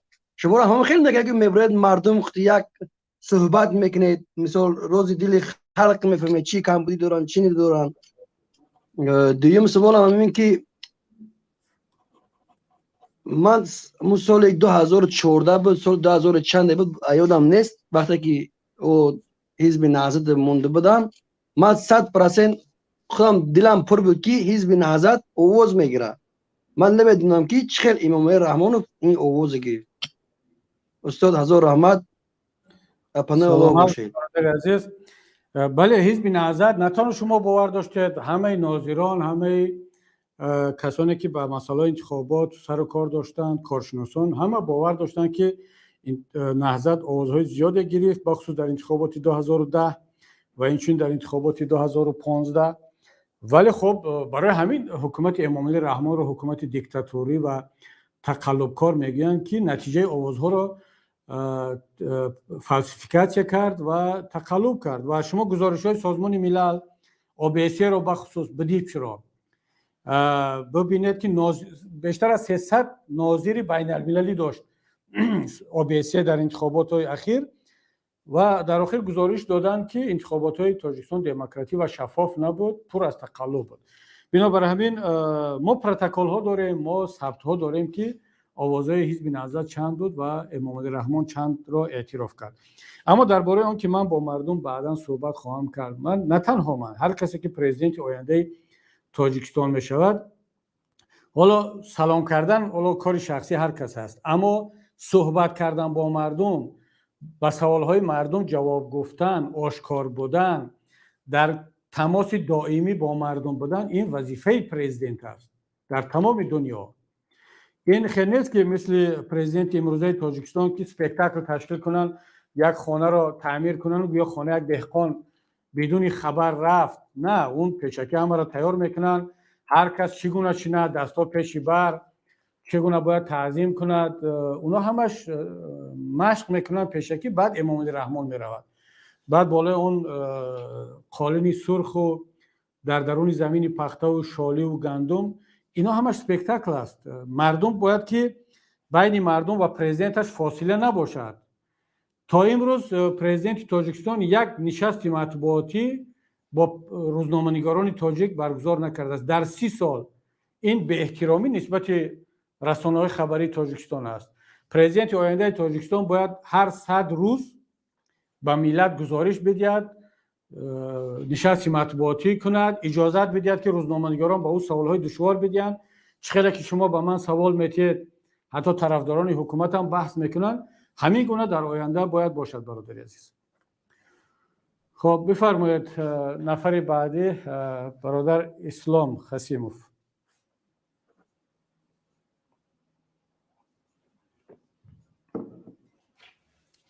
خب مثل که وصل نشد، یکی از وطن برادر بفرمایید.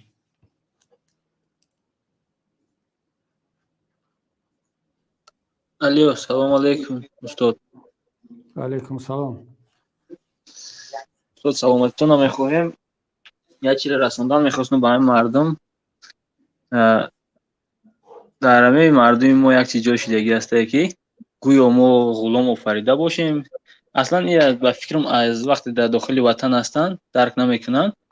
وقتی از بیرون میبینی گویا که ما برای غلامی باشیم. همه هر کس آرزو میکنه مثال در آینده کاری میکردگیش روسیه مثال میروند کار کنی.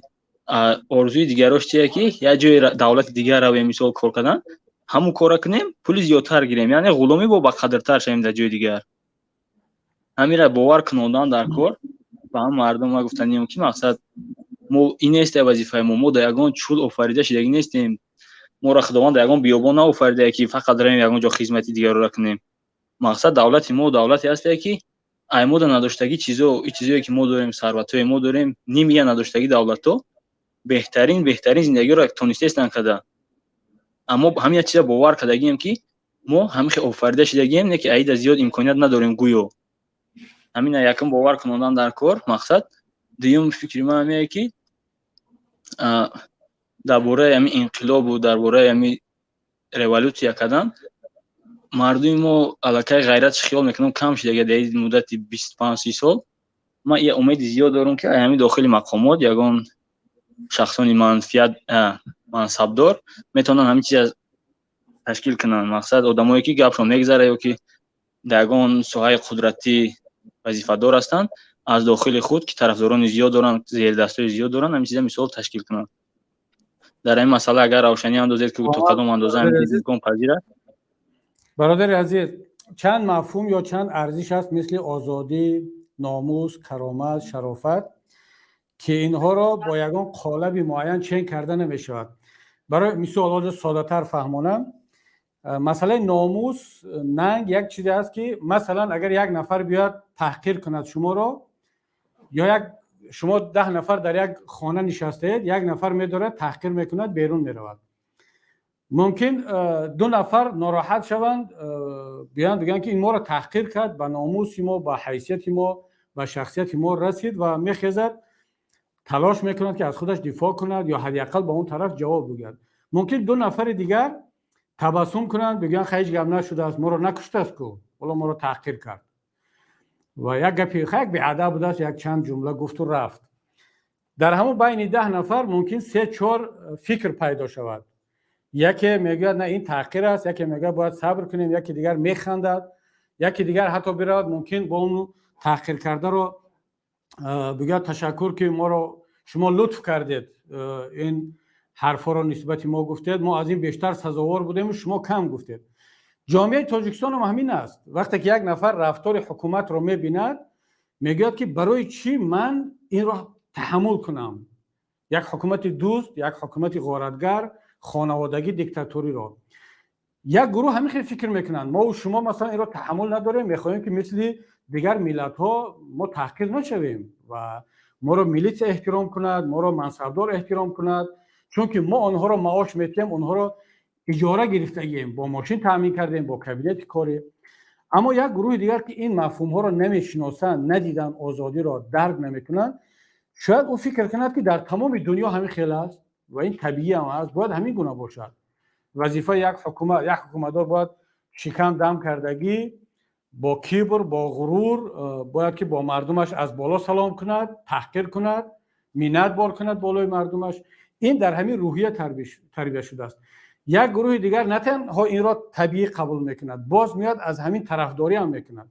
شما مگر در شبکه‌ها در همین صحبت ما ممکن 5-10 نفر آدم باشد که حالا منتظر نشسته است که بیاد باز از همین حکومت رحمانوف دفاع کند و این را مثبت نشان بدهد. بنابر همین برادر، مسئله های مثل کرامت و شرافت و آزادی و ننگ و ناموس یک مسئله های هست که هر کس وابسته به جهانبینی، تربیت، با سطح دانشش با آن مناسبت میکند. یک چیزی که برای یک نفر تحقیر است، برای یک نفر دیگر ممکن قابل قبول باشد و راحت از اون را میپذیرد. یک کسی دیگر مثلا برایش چاپلوسی و خوشامد گفتن به یک دیکتاتور شاید پسترین و زشترین کار باشد که این کار را هیچ وقت نمیکند.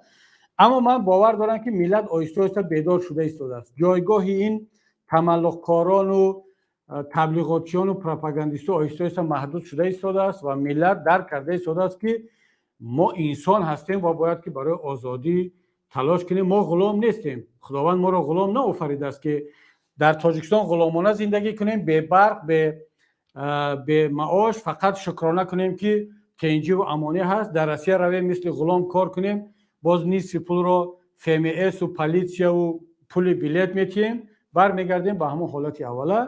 نه، باید که ملت حداقل اون قشر آزادش فکر کند که بس ملت تاجیک هم حق دارد که در وطن خودش زندگی و کار شایسته داشته باشد و مثل دیگران زندگی کند. اما مسئله دیوم که از داخل مقامات شاید پیدا شود از دست ملت کاری نمیاد. نه، اولش که همون کارمندان مقامات هم جزء ملتن. ملت هر چقدر که جسورتر شد و یا هم جسارت بیشتر پیدا میکنن. یادتان نرود در داخل هر دیکتاتور وزیرها، معاون وزیر، نچلنیک اپراولینیا، افیسرهای به ننگ و ناموس هست که از ترس خاموشند. در زمان هیتلر مگر افیسرهایی که در گرمانیا در ورماخت خدمت میکردند، در ارتش هیتلر بودند، اونها چند بار تلاش انقلاب کردند، تلاش کردند که هم ملت آلمان و هم جهان را از دست از این بدبخت هیتلر خلاص کنند، اما شکست خوردن، همچون خائن به دار آویخته شدند. امروز ملت آلمان این افیسرها را قدرشناسی میکند، آنها را همچون قهرمان میداند. خیابان به نام پالکونیک، والا فامیلش از یادم رفت، گفتم که این کی هست این پالکونیک، گفتن که در زمان این افیسر بود که در زمان هیتلر دیگر افیسرها را رهبری کرد و خواست که از این دیکتاتور خلاص شدن، ولی شکست خورد. در داخل تاجیکستان هم همین هست، همین گونه افیسرها هست، اما اونها هم میترسند، اونها هم مثل دیگر بخشای ملت هستند. بعد یادمان نرود که امام علی رحمان در این 10 سال اخیر یک کار کرد. تمام افیسرهایی که یا وزیرهایی که دارای ننگ و ناموس و دیدگاه ملی بودند، اونها را از منصب دور کرد. شخصیت‌های بهترین ملی را، گنرال هایی که واقعا وقتی که میگفتی گنرال در سیمای آنها گنرال حقیقی بود، چون گنرال چاپلوس و خدمتگار رو نمیشه. کسی گنرال حقیقی است، مثل یک سگ رفتار نمیکنه. سگ نه به معنای آن که خودش فعل سگی دارد، نه، مثل یک پاسبان عمل نمیکند. امروز کسانی رو که ما شاید یگانه کشور باشیم که از همه بیشتر شماره گنرال ها در مقایسه با اهالی باشد. من در پولشا با مقامات دولتی وقتی ملاقات میکردیم اینا گفتن که ما همگی 10-15 گنرال دارن، در لیتوا هم میخیل، اما در تاجیکستان شماره گنرال ها ممکن چند صد نفر باشد. هر روز مثل همون کسراکوپیا پیچات کرده پگان های گنرالی داده ایستادن. برای چی؟ یک نفری ناشایسته نالایق را گنرالی میتن، میگن خب وظیفه تو است که از من دفاع کنید گرد. در صورتی که یک گنرال وقتی که زورش می آمد در زمان جنگ پیستولت را در شانه سرش میمون، در خودش رو میپراند، ولی با چاپلوسی یا با یک کار ضد مردم نمیکرد. بنابراین همین گنرال ها و افیسرها و مقامداران بهترین را ملت دوست را از وظیفه دور کردن، چند تا منصب نادیده و پگان نادیده رو آوردن. اینها دیگر فقط همچنین یک وسیله ضد مردم استفاده میشن. اما یادمون نرود که باز هم در بین آنها دلیران و جسوران و وطن دوستان باقی موندن که انشالله اون روز که فرا رسید حتما اونها در پهلوی ملت خواهند بود. خب تشکر برادر. نفر دیگر. السلام علیکم و رحمت الله و برکاته. و علیکم السلام. استاد میبخشید یک چند سوال من داشتم اگر اجازه دید. بفرمایید. سوال اول از اعضایان حزب نهضت اسلام که حاضر محروم هستند در تورمهایی که گوناگون هستند، مثلا تورمه‌ای که در وحدت قرار دارد، کیرپیچ نیسیز، از احوال این نفران شما بهتر میدونید که ما در نظر دارم شما چی گفته میتونید با سوال اولین که چرا تلاش آزادی آنها را شما طلب نمیکنید؟ بخشش با کمتر مزم نیست استاد؟ هیچ گرم ندارد. دوام. سوال اولین من که چرا تلاش آزادی آن نفران را شما وزن نمیکنید؟ سلامت باشید. خب حالا شما مثل که سلامتتون خوب نیست، من جواب میدیم که شما بیشتر از این اذیت نشوید.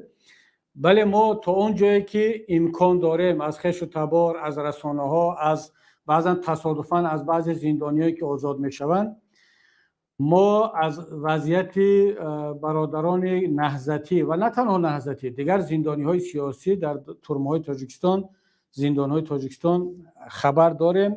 اما یادمان نرود که تاجیکستان یگانه کشوری هست در دنیا که سازمان های بین المللی مثل صلیب سرخ اجازت وارد شدن به زندان ها را ندارند.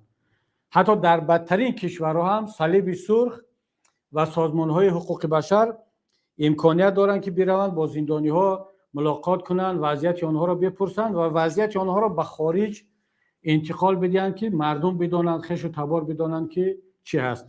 در زندان های تاجیکستان از خویش و تبار و حتی از زندانی های سابق زبان خط میگیرند که اگر شما آزاد شده درباره زندانی ها، درباره وضعیت زندان هر چیزی گفتید شما به جوابگری جنایی کشیده خواهید شد.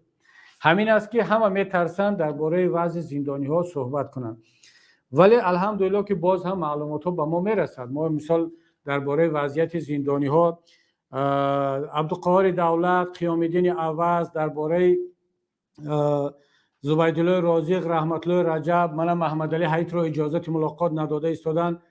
درباره اینها آگاهی داریم و طلب کرده ایستادیم، تلاش کرده ایستادیم برادر عزیز. اما قسمت دوم سوال شما که چرا ما تلاش نمیکنیم، شما باور کنید، من این را خدا را شاهد میگیرم که برادران و خواهران ما و شما شبانه روزی تلاش کرده ایستادند که برادران از زندان آزاد شوند و صدای آنها به جهان رسانده شود. ما متاسفانه امکانیت نداریم که بریم درهای زندان را بشکنیم و آنها را آزاد کنیم. ما سلاح نداریم که با سلاح برویم جنگ کنیم و ما این قدرت را نداریم. ما چه قدرت داریم؟ ما امید داریم اولش این که طلب کرده هستیم که امام علی رحمان و حکومت تاجیکستان قانونهای تاجیکستان را رعایت کنند نسبت زندانی ها.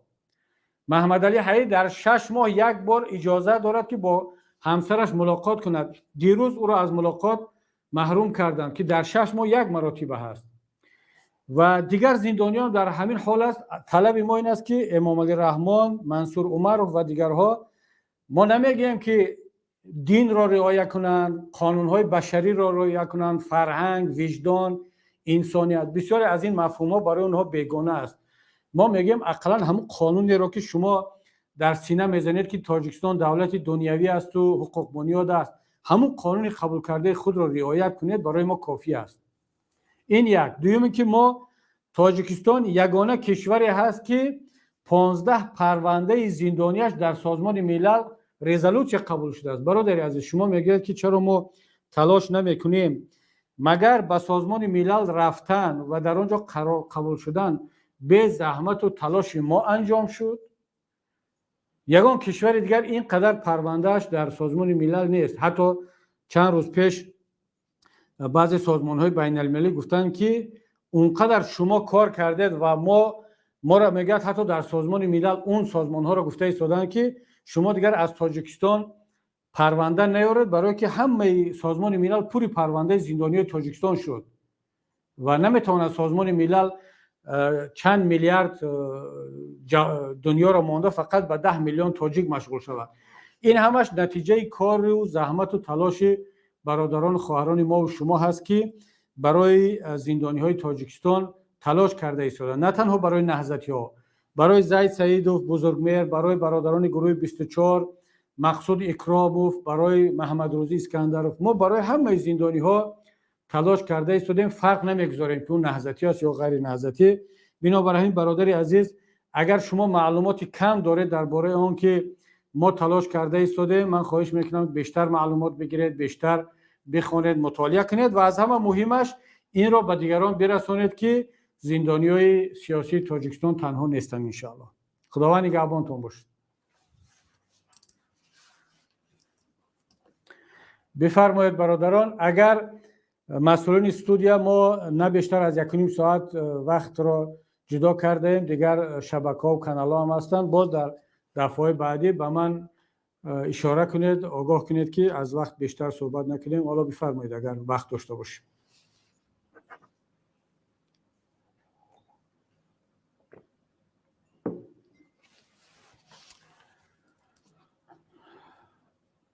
خب نفر بعدی اگر سوال باشد، نفر با نام فارغی اگر درست خوانده باشن نام را.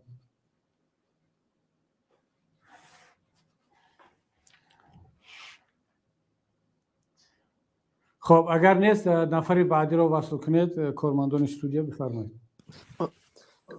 سلام علیکم و رحمت الله و برکاته استاد.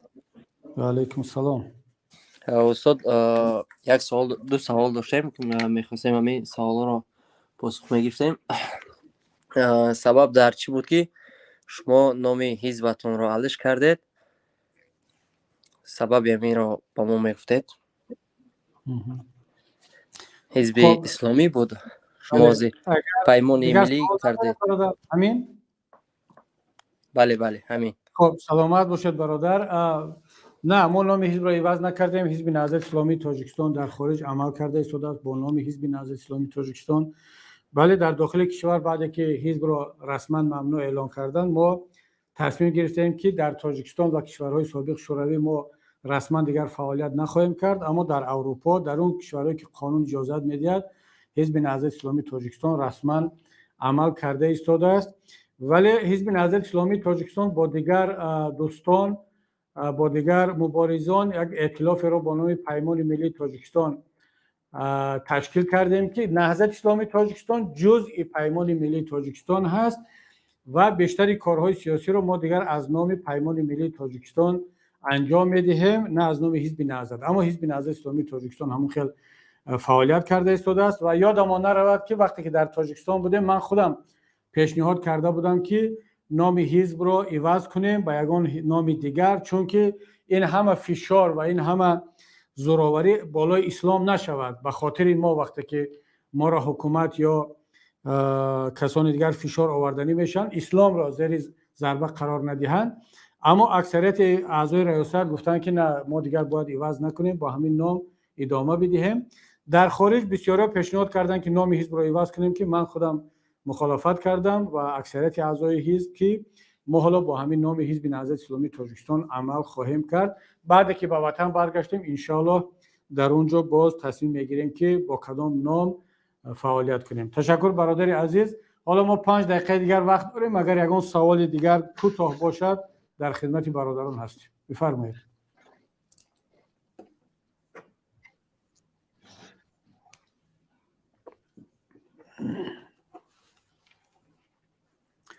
خب اگر کسانی که آماده هستند بفرمایید اگر وصل شده باشند. салому алайкум устод Муҳиддин Кабирӣ. Ман як савол дорам. Ин савол дар бораи қарзи Ҷумҳурии Тоҷикистон дар назди Хитой, яъне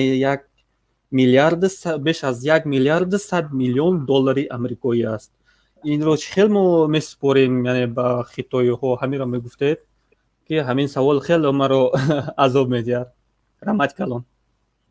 بله متاسفانه حجم قرض ما در برابر خیتای به یک مرز خطرناک رسیده است، چون که این علاقه استقلالیت اقتصادی و سیاسی ما را زیر سوال میبرد. البته اینجا کمبودی در خیتای نیست، کمبودی در حکومت امام علی رحمان هست که قرضهای بدون قید و شرط خیتای را میگیرد و چون امام علی رحمان میداند که این قرض را باید در آینده ملت برگرداند، خودی او که بر نمیگرداند، فایدهش رو الان خودش میبیند با خانواده، با شرکت های تجارتیش، در عوض یا زمین یا کانهای تاجیکستان رو میدهد، یا اینکه بعد ملت تاجیک ما و شما مجبوریم که این قرض رو برگردونیم، چون که هر یک شهروند تاجیکستان که فردا تولد میشود الکی این بیشتر از $360 قرضدار هست. یعنی هر یک نوزاد تاجیک تولد شده برابر در نزد خارجی الکی بیشتر از $300 قرضدار است که این رو باید دیر یا زود ملت برگرداند. ما چیکار کرده میتونیم؟ در آینده باید که این سیاست قرضگیری طرز مدیریت شود که ما از یک کشور زیاد قرض نگیریم و اصلا کوشش باید کنیم که قرضدار نباشد، چون کندنی‌های فایده‌ناک اقتصادات تاجیکستان دیگر سرچشمه‌های داخلی باید بیشتر اینجا کار کنند که ما هم قرض‌ها رو برگردونیم و هم دیگر قرض نگیریم. اما در دنیا یگان کشور نیست که در سیاست‌های تجارتی قرضدار نباشد یا با کسی دیگر قرض ندهد. فقط باید طرز باشد که این تناسب قرض بیشتر از امکانات اقتصادی یک کشور نباشد که بعد دولت و کشور دیفالت یا اینکه مفلس اعلان نشود. تشکر برادر عزیز. حالا با نفر دیگر برادر احمد بفرمایید. السلام علیکم استاد. علیکم السلام، بفرمایید. من 3 سوال دارم. این 3 سوال یک مضمون دارد. خواهش میکنم اگر امکانات باشد با دلیل یا اینکه با دلیل‌های عقلی جواب میگفتید. یکم سوال این است که خدا خواسته باشد حکومت جدید آمد، همین 201 دیویزیه روسیه را ما میتونیم از تاجیکستان بیرون کنیم. دویم سوال این است که نمیشد که با جای 201 دیویزیه روسیه یگان بعضی امریکایی ها باشد که ما نه با روسیه بلکه با امریکا رفته کار فعالیت کنیم، چون که در روسیه ملت ما قد یک سگ درمانده قدر ندارد. سوال سوم هم این است که راستی سوال سوم فراموش کردم، هم به هم 2 سوال اگر امکانات باشه جواب میدید. سلامت بشه. اگر در رفتی صحبت سوال به خاطرتان آمد باز میتونید. اینجا به من از استودیو اشاره کرده ایستادن که چون خواهشمند زیاد است و میتونیم تا نیم ساعت دیگر گفتگو با مردم رو ادامه بدهیم. خیلی خوب، ما هم تلاش میکنیم که دیگران هم سوالهای خود رو بدهند. ببینید دوستی عزیز، بعضی حربی روسیه 201 در تاجیکستان طبق سازشنامه 2 دولت با مدت 49 سال دیگر، این از حالا اگر 3-4 سالش رفته باشد یعنی 45 سال دیگر در تاجیکستان خواهد بود، مگر اینکه در اون سازشنامه دیدن در کار که آیا یگان اعضا هست، اگوار که هست که در بعض کدام حالت ها میتواند تاجیکستان یک طرفه این سازشنامه را قطع کند و طلب کند که بعضی حربی روسیه از تاجیکستان بیرون برود. اما سوال اساسی این است که آیا ما واقعا نیاز داریم، ضرور هست که ما اگر حکومت بعدی آمد از روسیه خواهش کند یا طلب کند که از تاجیکستان بعضی حربی خود را بیرون برد؟ شاید که ما تاجیکستان به این نیاز داشته باشیم. یعنی حالا چه رحمانوف است چه غیر رحمان، هر کسی در قدرت باشد، شاید برای امنیت ما، برای استقلالیت ما این لازم باشد. اگر ما تشخیص بدهیم کنیم که ما نیاز داریم، بعد سوال بعدی میشد که آیا بعضی حربی روسیه باشد، امریکا باشد یا کسی دیگر. بنابراین این مسئله چندان ساده نیست، پیچیده است برادر عزیز. با یک خواهش ما و شما و با یک آنی که روسیه را دوست می‌دارد کسی را دوست نمی‌دارد نمیشد مسئله را حل کرد. و من شخصا نظرم این است که اگر بعضی حربی 201 به استقلالیت تاجیکستان تهدید نکند و برعکس در اختیار اپراتیوی رهبریت تاجیکستان باشد و تاجیکستان بتواند از او در حالتهای ضروری استفاده برد برای حمایت از تاجیکستان، میتواند تا زمانی که خود تاجیکستان ارتشش به قوت شود در اونجا باقی بماند. حالا تاجیکستان ضعیفترین ارتش را در اتحاد شوروی دارد. حتی ما از قرقیزستان هم ارتش ما از روی اون آماری که رسما در ODKB نشر می شود ما ضعیفتر هستیم. و اما درباره اون که ما امریکا را دعوت کنیم که بعضی نظامی بزند، من فکر میکنم ضرورت 2 یا 3 کشور ابرقدرت رو در تاجیکستان دعوت کردن نیست. حالا چین هم وارد شده است و بعضی حربی میزند. آیا تاجیکستان میده میتواند بعضی حربی خیتای و روسیه و امریکا را در تاجیکستان نگه بدارد؟ مثل همیشه که یک خرگوشی که زیر پای فیل ها میماند. آیا تاجیکستان ما به این ضرورت دارد یا نه؟ من فکر میکنم که در این مسئله باید احتیاط کنیم. و اگر بعضی حربی هم داشته باشد امریکا، معنی ندارد که شهروندان تاجیکستان آزاد میتونن در امریکا یا اروپا رفته جای کار پیدا کنند. ما متاسفانه این مسائل های اقتصادی و نظامی را باید از هم جدا کنیم و تاثیرشون فرق میکند. بنابر همین نظر ما این است که باید خیلی با احتیاط رفتار کرد تا اینکه باز کشور را وارد یک مشکل دیگر نگردانیم. تشکر برادر. اگر سوال سوم بیاتون آمد بفرمایید. دیگر کس. بله سوال سوم همین است که نه شاید سوال باشه، شاید که اما تاجیکستان با تماجن سویز می‌دارد همون پولی که مثلا مهاجرا 5000 به حکومت روسیه میده، همین را میشید که مثال تماجن سویز که می‌داریم ما همین سوم 5000 به روسیه و همین 2000 به وطن خود میفرستادیم. همین سوم به بودجه میرفت، هم بودجه ما بوی میشید و هم ما با جای 5000 2000 میسپردیم. مثلا به ذهنم اومد، خصوصا که از شما پرسیدم. سلامت باشید برادر. من درباره من درباره آنکه تاجیکستان با این تماجن سویز داخل شود یا نشود، برد و باخت این چی هست، یک صحبت خاص داشتم. شاید 1 سال پیش 2 سال پیش شما اگر یک بار نگاه کنید یوتیوب یا اگر دوستان بتوانند به این برادر بفرستند که در اونجا من مفصل صحبت کردم که تاجیکستان اگر وارد شود چی برد دارد چی باخت دارد. چون حالا اگر تکرار کنم وقت رو زیاد میگیرد. کمبودیا هم هست، اگر تاجیکستان وارد شود بعضی مشکلات پیدا خواهد شد، چه در قرقیزستان شد چه در ارمنستان شد. اما در مجموع با یک جمله میگویم که اگر ما در ترازو مونیم مثبت و منفی رو، تاجیکستان اگر وارد شود برای مهاجرین ما فایده دارد که از بسیاری مشکلات ها خلاص خواهند شد. اگر ما در فکر مهاجران هستیم مجبوریم ناچاریم که این تصمیم رو بگیریم و وارد شود، اگر چه میدونیم که بعضی مشکلات دیگر هست. اما چرا امام علی رحمان وارد نمی شود؟ چون که اگر وارد شود حساب و کتاب گمرکی همه کشورهای اعضا آنلاین می شود. مثلا اون باره که از خطای به تاجیکستان وارد می شود دیگر خانواده امام علی رحمان نمیتواند اون را کنترابند وارد کند و حساب و کتاب نکند، چون اون باید در سیستم کامپیوتری برای بلاروسیه و تاجیکستان و قزاقستان و قرقیزستان هم آشکار باشد. اما چون یک تجارت بزرگ کنترابند را خودی خانواده امام علی رحمان اداره میکنن، اون باید حساب و کتاب نداشته باشد، در هیچ کجا ثبت نشود. همین چیز است که سالهای طولانی هست که با بهانه و دلیل‌های گوناگون حکومت تاجیکستان وارد تماجن سیوز نمی شود. بنابر همین نظری ما در کوتاه همین است برادر عزیز. خب بفرمایید برادران دیگر اگر گفتنی باشد سوال باشد بفرمایید. خب نفر برادر با نام دلشاد، شاید دلشاد دیگر هست چون یک دلشاد یک مرتبه صحبت کرد، اگر همون باشد یا کسی دیگر بفرمایید.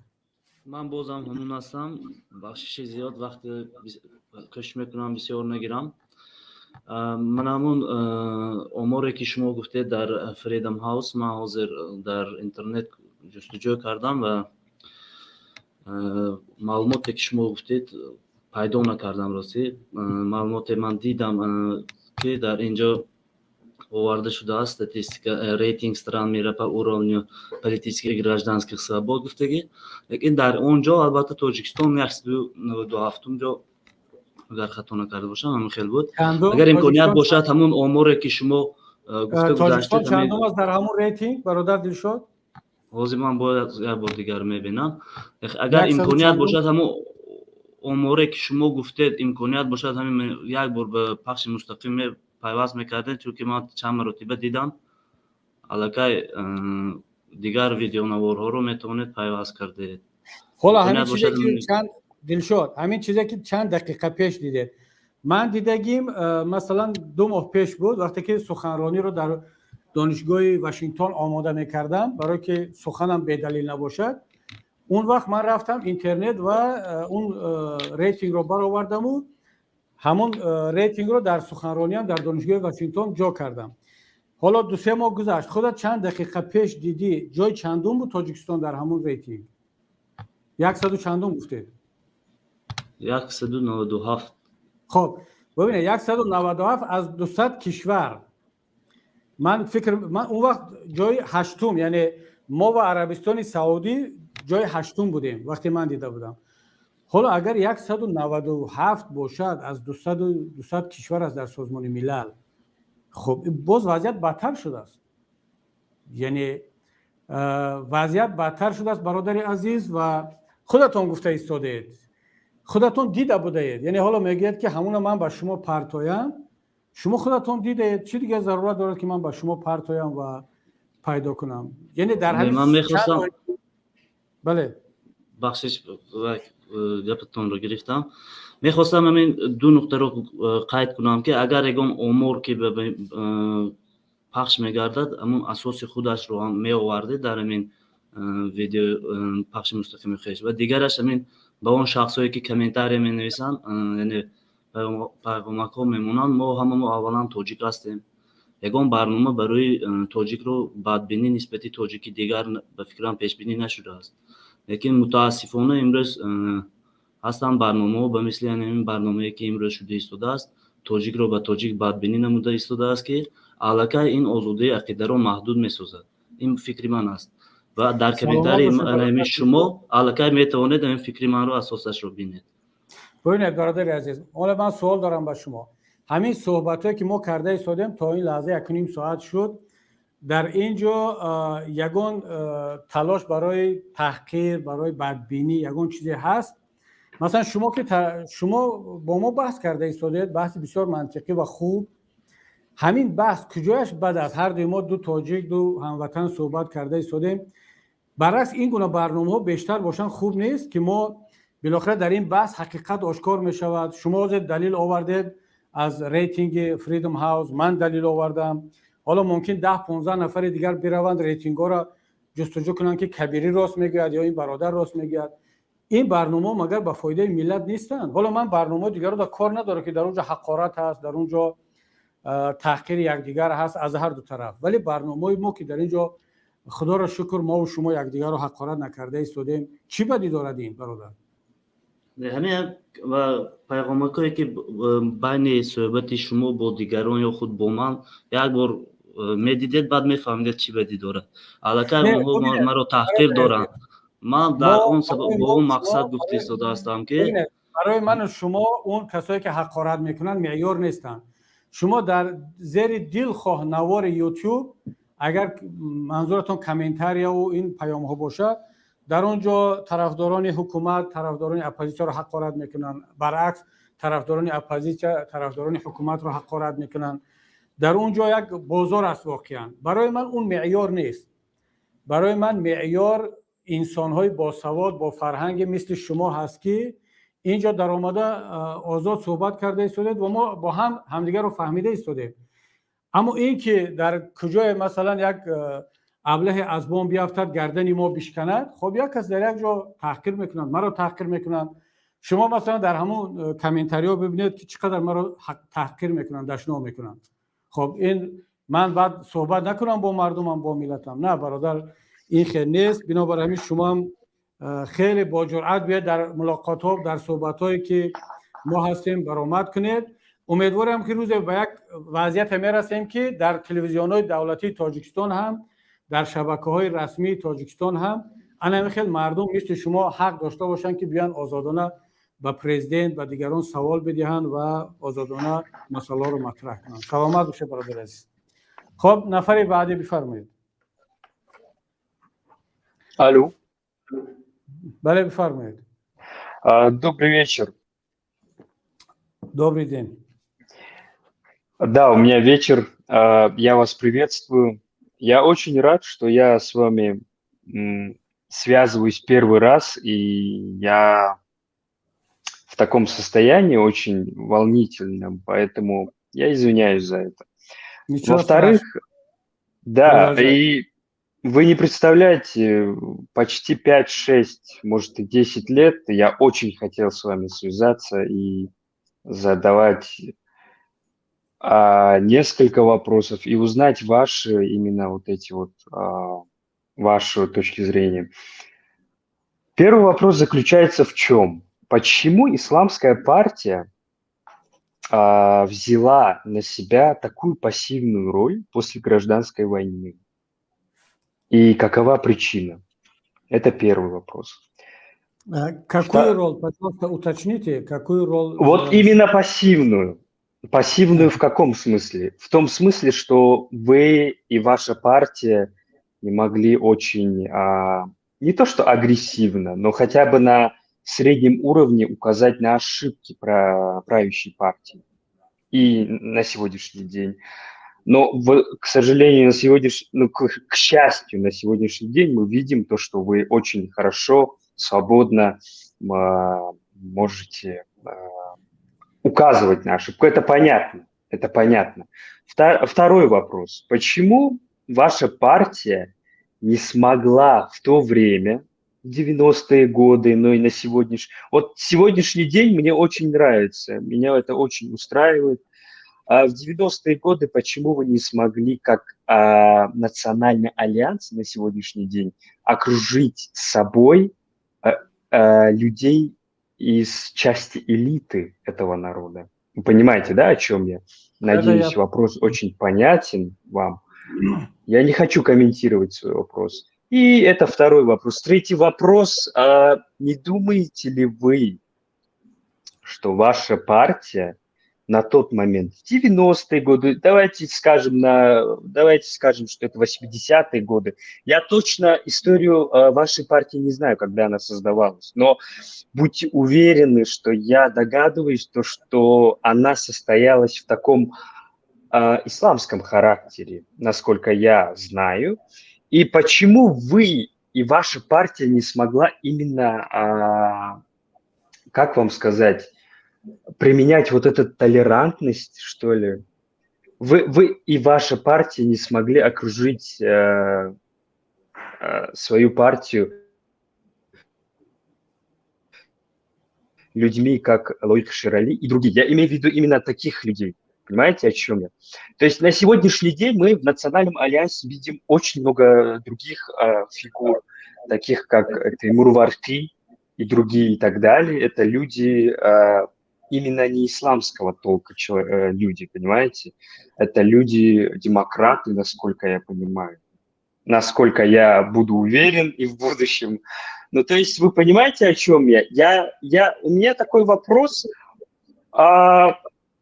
На что ваша партия именно нацелена? Вот это именно идеология? Или вы как другие партии должны ставить условия своим участникам внутри партии. Или смотрите, например, я должен быть исламистом, чтобы стать участником вашей партии? Или я могу быть демократом, но при этом я в исламской партии очень свободно и легко могу выразить свои какие-то позиции. Но при этом я сотрудничаю с вами, то есть вашей внутри партии. То есть я тоже часть вашей партии, к примеру. Спасибо большое, брат. Вы знаете, вы подняли очень важные вопросы. Мне нравятся самому такие дискуссии. Но я боюсь, что просто у нас не хватит времени сейчас подробно обсудить эти вопросы, отвечать на эти вопросы. А более того, боюсь, что другим нашим согражданам, те, которые нас сейчас смотрят, слушают, будет не очень интересно. Я не знаю, может быть интересно, может быть нет. Но в любом случае ответ мой будет очень долгим, расширенным для того, чтобы отвечать на все ваши вопросы. Еще раз повторяюсь, они очень важны, они очень актуальны. Но давайте договоримся так. Я записал ваши мысли, ваши вопросы, чтобы не занимать сейчас много времени. Я постараюсь потом отвечать на ваши вопросы более подробно. Может быть, я сделаю так, специальные онлайн-программы или записываю мои мысли, мои видения, учитывая ваши вопросы, чтобы вам и другим согражданам, соотечественникам было понятно, кто мы такие, чего хотим, почему допустили эти ошибки, или, может быть, это не были ошибки, а у нас другого выхода не было. То есть вопрос очень важен. Но буквально в двух словах. Знаете, наша партия, Исламская партия Возрождения, она изначально была очень толерантная партия. И я это говорю не потому, что сегодня я представитель этой партии, я как политолог, как кандидат политических наук, как участник многих международных форумов, аналитических конференциях, я услышал, я читал мнение экспертов, что это одна из самых толерантных политических партий вообще, в том числе исламских или религиозных партий. Я могу только привести такие... Вот вы сейчас, наверное, вы сами сказали, что не очень хорошо знакомы с историей нашей партии. Вы сейчас указали на очень правильный момент, что рядом с нами в Альянсе есть представители других слоев гражданского общества. Это так, но и раньше было так. Раньше была такая же ситуация. У нас рядом с нами всегда были Демпартия, Растохез, давайте скажем, Отахон Латифи, Даулат Худоназаров, другие представители нашей интеллигенции, даже русскоязычные были, Олег Панфилов и так далее. Сейчас, кстати, он с нами сотрудничает. Потом во время... я извиняюсь, вы понимаете... Нашим кандидатом в президенты была светская женщина Ойнихол Бабоназарова. То есть не обязательно быть не то что исламистом, не обязательно быть очень, скажем, соблюдающим мусульманин для того, чтобы быть рядом с нами или сотрудничать с нами. Такого у нас нет. Поэтому я считаю, что да, где-то вы правы. А то, что касается, чтобы мы там не были агрессивными, наверное, вам придется... Нет, я извиняюсь, господин Кабири, я не имею в виду, что вы должны были быть агрессивными, но вот это именно ваша пассивная партия, не то, что именно ваша и другие партии нашего государства привели сейчас к такому деградацию, понимаете? На сегодняшний день мы молодые, которые вышли с этого государства, с этой страны, не имеем никаких прав. То есть вы понимаете, о чем я говорю. Мы не нашли себя. Мы никому не нужны. Мы даже в России, в Америке, мы никому не будем нужны. А почему вот именно ваша партия и другие партии стали очень пассивными после гражданской войны? Почему именно вот эту энергию вы не продолжили? И ваша партия. Вы говорите, что в 90-е годы у нас были демократы. Да. Понимаете, вот эту энергию. Да, я вас понял. Знаете, если сравнивать сегодняшнюю нашу риторику, да, вы правы, что мы сегодня стали более, не скажу, что агрессивными, более четко, более радикально ставим вопрос, вы правы. Но это по сравнению с 10 лет тому назад. Но если сравнивать нас 10 лет назад с другими политическими партиями в Таджикистане, там наша позиция действительно была более четкая, более оппозиционная. И, кроме того, сама ситуация не терпела бы больше этого. Означает, любая другая активность означала бы это тюрьма, это физическое уничтожение и так далее. Сейчас, может быть, ставим вопрос так. Почему гражданское общество в Таджикистане сегодня не очень активно? Мы имеем право их обвинять, находясь в Европе, обвинять их в пассивности, в трусости. Я бы не осмелился так сказать. Почему? Потому что последствия будут очень печальными. Поэтому надо все сравнивать в контексте, в какой ситуации мы находимся. Но в целом, дорогой брат, я с вами согласен, и спасибо, что вы подняли эти вопросы. Я думаю, что у нас на будущее появилось очень много пищи для размышления и для следующих передач, исходя из ваших вопросов. Спасибо вам большое. Спасибо огромное, будьте здоровы. Я очень рад, что я с вами связался, и я горжусь этим, что с таким демократом и с таким человеком я связался сегодня. Будьте здоровы, до свидания. Я очень надеюсь, что нам удастся еще поближе познакомиться и пообщаться. Спасибо большое. Я очень хотел. Спасибо. Нам говорят, что еще 5 минут, 5-10 минут. Пожалуйста, если остались какие важные вопросы, соединяйте. Пожалуйста. Ассаламу алейкум ва рахматуллахи ва баракатуху. Алейкум салам. устод савол чунин аст ки масалан худо кунад ки рӯзеро ки мо ба ватан бо нусрат баргардем бигзор ки ин низом бо тамоми кибру ғурур шикаст ёбаду бигем ки қудрати мардумӣ шавад. пас ҳадафи мин баъда аз мақсад худи раҳмонов виҷҳаи назари шумо чи аст ки ҳамин раҳмонов бигем ки истеъфои уна шумо дархост дорен ё ин ки куллан ҳар низоме ки он танзим додааст дар сохтори давлатӣ масалан аз ҷумлаи фарзандош ва духтарош ва дигар ақрабое ки он дорад. Мисол мақсад ки ҳадаф фақат раҳмонов аз байн барем ё ки бо тамоми он яъне низоме ки он ташкил додааст дар сохтори давлат. Ва баъд савол ин дуюм савол ки он заминҳои ватане ки мо бигем бо миёнаравӣ раҳбарӣ ва бигем бо як инициативаи шахсии раҳбари давлат замини мо дода шуд ба бигем ки чин ба Хитой.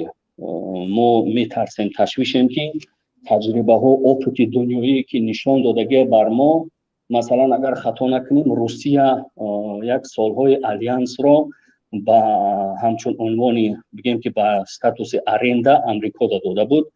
ҳамин хел 50 солу 100 сол гуфта буд, лекин ба халос дигар тамом дигар барнамегардонанша.